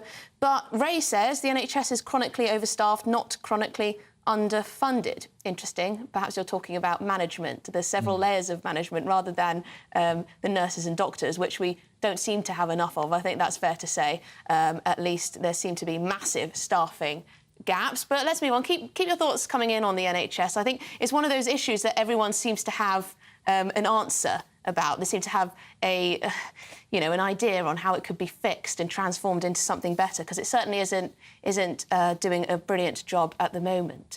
But anyway, it seems to all be coming home to roost for Greenpeace, actually, after their stunt at the Prime Minister's Yorkshire home. Yes, after staging a mass stunt, draping banners, black banners, over Rishi Sunak's home. Many are calling for Greenpeace to be blacklisted altogether, including the Environment Secretary, Therese Coffey. It's the latest in a sequence of climate protest actions in recent months, with extreme measures now being considered. So should climate groups be designated as eco-terrorists? Right, joining me now is Donica McCarthy, Director of the Climate Media Coalition. I wonder what you're going to say about this. They do seem to fulfil some of the definition of what it means to behave like a terrorist: unlawful use of violence and intimidation, especially against civilians, in the pursuit of political aims. That sometimes happens, doesn't it? I think that's an extraordinary, outrageous accusation for peaceful protesters who are trying to protect our climate. It's very clear the United Nations General Secretary said it's people like Sunak who are actually advocating more fossil fuels who are the real eco-terrorists here. The response around his response to the extraordinary impacts that are coming through across the planet. We've record temperatures on land, we've had record temperatures on the ocean, record wildfires, and the response from Rishi Sunak has been to drive more, drill more, and fly more. It's actually an extraordinary thing. And what his proposal that we should max out fossil fuels, which is against the advice of the UN, the United Nations, the International Panel on Climate Change, and the WHO, is that he's actually telling every country in the world to max out their fossil fuels, which is a disaster for Britain. Do you think we have that much influence on what China, India, Middle East do when it comes to oil and gas? When we're one of the richest countries in the world, and we're saying, despite being one of the richest countries in the world, we're going to maximise exploitation of fossil fuels rather than investing in cheaper, greener British renewables, what we're telling every other poorer country in the world is to actually do the same. And as regards our position in the world, as regards China, Britain is centre of the world's, one of the major centres of the world's fossil fuel funding centres. 15% of global investments in fossil fuels come from the City of London. 50% of insurance for the fossil fuel industry comes from London, and a significant amount of the PR industry. We are a huge centre for the oil industry, and we need to act and provide leadership to save Britain. One of the things, Emily, I don't know if you've ever read Margaret Thatcher's speech to the United Nations in 1989. It's an amazing speech, and actually it's something we really should look at in the light of what Rishi Sunak is doing. She warned in 1989 that if we didn't act on climate, we would face temperatures that breached 100,000, that were hotter than 100,000 years ago. That has now happened. We've passed the 125,000-year mark, as Thatcher warned. I think she'd be horrified. Donica, I do. That's a very clever tactic, bringing in Margaret Thatcher, because I'm sure that you assume that I'm a big fan of the Iron Lady. Quite a good tactic there. But Donica, do you think that sometimes these stunts, and I do think they're intimidating, and can actually put people off? We've talked about this before, but I do genuinely think that people are more likely to support more oil and gas exploration in the North Sea when they see things like this, because it does appear like these Greenpeace protesters are totally out of touch. This is an industry that employs thousands of people. We're importing oil and gas from abroad anyway. these oil and gas companies, if they stop drilling in the North Sea, aren't going to stop. They'll move elsewhere. They'll move to Indonesia. They'll move to areas of the Middle East. They'll move to other countries around the world where they're allowed to keep drilling. So even if we stopped oil and gas exploration tomorrow, it wouldn't have any impact on climate change, would it? Of course it would. What we're facing is the international financial industry is pouring between $5 and $6 trillion in new fossil fuels when we can't afford to burn half of what we've got already, according to the International Energy Agency. If that $6 trillion was invested instead in saving the planet, in renewables, in storage, in energy efficiency, Britain would have cheaper bills, a greener electricity supply, and we would have a future for our kids. It is insanity to be actually drilling for new oil and gas. Well, Donnachadh, I wish a government had invested more in nuclear energy, because that could have sustained our lifestyles. I do worry that renewables alone won't be able to. That's the wind, the solar, etc., etc. But thank you very much indeed, Donnachadh. We'll speak again, I'm sure. Donnachadh McCarthy, their director of the Climate Media Coalition, and a friend of the show, it seems. Thank you very much for your time. So let's see what my panel think about this. You know, I don't think it's that much of a stretch, Matthew, to say that actually these groups are behaving a bit like terrorists. I mean, they're trying to intimidate people in order to pursue their political objectives. They are certainly intimidating Rishi Sunak. I mean, let's be completely straightforward about this and use that old-fashioned expression, common sense, that is so often bandied around on GB News. These guys are not trying to be violent. They're not violent. They're the opposite of violent. However, although I don't think they should be branded terrorists, I thought it was a disgraceful thing to do. Rishi Sunak... So that was a line for you, was it? Well, I mean, there are plenty of lines. It's not their first line. I didn't think that person who threw orange confetti on George Osborne at his wedding, and I'm not a fan of George Osborne or his policies. They managed to make people feel sorry for George Osborne, which is I just don't think you should be throwing orange confetti, even though it's sort of harmless. I don't think you should be throwing that on anyone. Yeah. Look, the point about Rishi Sunak is he's got 2 daughters, and I don't think you should be targeting his house, even if he didn't have 2 daughters. But also, the point about Rishi Sunak and his daughters is you'll have seen the footage this week that was played again of him trying to become leader in the first place, I think, against Liz Truss last summer.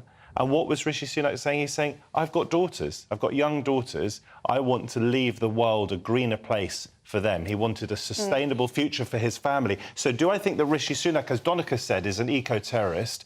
No, I don't. Well, not Rishi Sunak. He did say that. Yes. Do I think? Do I agree with him on that? No, I don't. Do I think Rishi Sunak is being incredibly irresponsible for narrow personal and party political gain, or perceived party political gain? Yes, I do. David, are these groups bordering on eco-terrorism? Should they be prescribed, or would that be completely ridiculous and over the top? Look, they're annoying and they're disruptive, and I think what they've done here, going to someone's house, crosses a line. They shouldn't do that. This is someone's private property, like you said. He has a family, so they should absolutely not be doing this. I mean, another thing, you know, with the confetti at the wedding, you don't disturb people's weddings and you don't disturb people's funerals. I think that's absolutely despicable. But I think in terms of what they've been doing, some of the groups like this, in their more public actions, has been even more disruptive. When they get on the roads and they stop ambulances from getting through, they stop fire engines from going through, they stop people in cars, and people are prevented from going to business meetings, going on holidays, getting to hospital appointments, and all these kind of things, which is massively disruptive to everybody, and that is absolutely deplorable as well. Can I just say on that point, I personally would not choose to go on slow marches on roads, partly because I don't think it's for me to decide I know what is best. I'm happy to come on a show like this and tell you what I think, but I don't think I should enforce that on other people. Also, I would not want to be responsible for someone not to be able to get to hospital or someone not to be able to get to their parents' funeral. So that's why I wouldn't do it. However, and I think we should all acknowledge this, what they are doing is giving far, far more coverage to the environment than if they weren't doing it. We would, I guarantee you, not be talking about this now, not be talking about the environment if they weren't doing what they're doing. Actually, support for oil and gas exploration has actually risen in the last few weeks, according to polling up. I don't have the numbers to hand, but I'll dig them out later, because it's quite interesting, because it's actually brought attention to how big an industry it is and how, you know, people worry about energy security. So, you know, I don't think it works always, Matthew, but it's nice to hear that you don't want to impose polls. It's nice to hear Next time that you can bring your polls. Yes, I know. I Emily, should have okay? had my polls with me, but it is nice to hear that you don't wish to impose your views on anyone. We all believe in democracy. So there you go. But anyway, let's finish off the show with some royal gossip, some royal news. The Sussexes have been getting rather a lot of bad press recently. They were reportedly snubbed by King Charles. They didn't receive an invite to Balmoral this September on the anniversary of Queen Elizabeth's passing. So even though Prince Andrew is expected to be in attendance, no invite was extended to Harry and Meghan. They're also in hot water after feuding with Posh and Becks. That's about leaking royal stories. I think that's the accusation. Anyway, there is a sliver of good news for the couple, actually. Joining me now is Charles Ray, former royal correspondent for The Sun. Thank you very much indeed, Charles. Now, your former paper, The Sun here, is splashing, or where is it? Oh, I've lost the page. Is splashing on how the couple, Harry and Meghan, have secured a £3 million deal with Netflix. This book, they're going to be producing a TV version of a book. Yes, well, it looks like that they've splashed out this £3 million, as you say, to a lady called the aptly named Carly Fortune, who's now clearly in the money. She has written a book, former journalist and now turned author, to Meet Me at the Lake. And they're going to produce this book into a film. Well, they hope that's going to happen. But remarkably, it has an awful lot of parallels with the actual royal couple themselves. Themes present in this book includes secrets and lies, love and sacrifice, work and life balance, mental health, drugs, alcohol, the death of a parent, the abandonment, depression, sick child, and absentee parents. You'd think at one stage, and also part of it is set in Toronto. As we know, Meghan lived in Toronto as well. So you'd think that Carly, and I'm sure she didn't, actually used Harry and Meghan as a model for her book, which has sold, I have to say, sold a remarkable amount of copies, 37,000 in the first week it was released in May. But there's an awful lot of top-notch Hollywood producers questioning whether her publishers should have gone for Harry and Meghan, who are, in effect, novice producers. They've never produced anything. They've been in front of the camera, but this is their first delve into fiction, although some people say that they've already delved into fiction with their Netflix series on Smashing the Royal Family. So it's interesting that we have to wait and see. And of course, they've bought this book, Emily, when all of Hollywood is at a standstill. You know, the writers are on strike. Nothing's going to happen. They're already talking about this is going to go on until Christmas. So God knows when work's going to start on this. And also, they've received criticism, don't forget, from the head of Spotify. Now, Spotify dumped them. The head of Spotify called them a pair of grifters, which is the American version of con persons.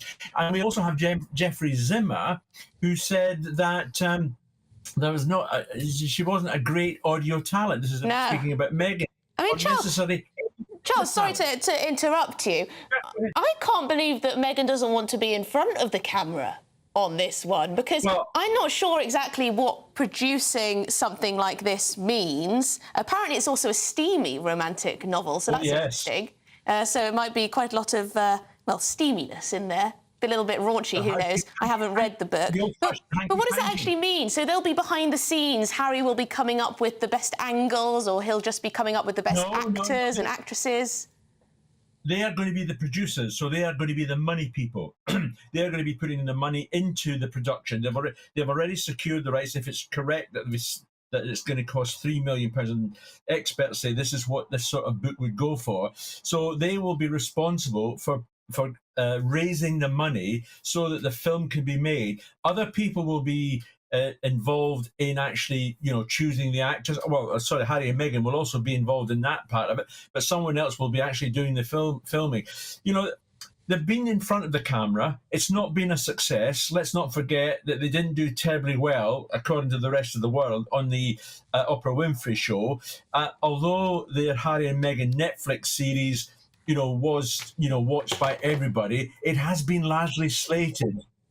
Charles, thank you very much indeed for bringing us up to date on the latest ongoings with Harry and Meghan. Seems they're turning their hand at production, which might be interesting. I'm not sure. We'll see if it actually happens. You never know with these kind of stories. But that's it from me today. But stay tuned, because Nana is up next, and she's appeared in the studio with me on the sofa. Nana, what have you got coming up? Oh, God, well, it's going to be a very exciting show. And I agree with every word that Charles Ray just uttered there, by the way. But we're going to talk about those big companies making all that money when we're all impoverished and getting hungry and starving. Why are these people making so much money? We'll also look at foreign aid. Because, of course, we're giving 0.5%. They're saying we should give 0.7%. Other countries aren't even giving their share. And we want to discuss the morality of whether we should actually be giving that kind of money. Quite a lot, isn't it? 0.5, 0.7? It is, and some of it's going to countries like China and, of course, India, people with space programmes. And then we'll have that big discussion with regard to everything else that you've been discussing as well. So we're going to join in and talk about what you've been talking about. Oh, are you? A little bit of illegal migration, Suella Braverman mouthing off? Braverman, of course, because she's right. Obviously, she's right. And is it enough, potentially, to save the Tory party if they carry on like this? Well, exactly. Well, stay tuned at home for Nana Aqua's show. It's going to be fantastic. Thank you very much to my wonderful panel, David Curtin and Matthew Stadden, who have been fantastic. I'm sure you agree. You've been listening to GB News Sunday with me. Emily Carver, thank you very much indeed for joining me. Stay tuned for Nana. The temperature's rising. Boxed Solar, proud sponsors of weather on GB News.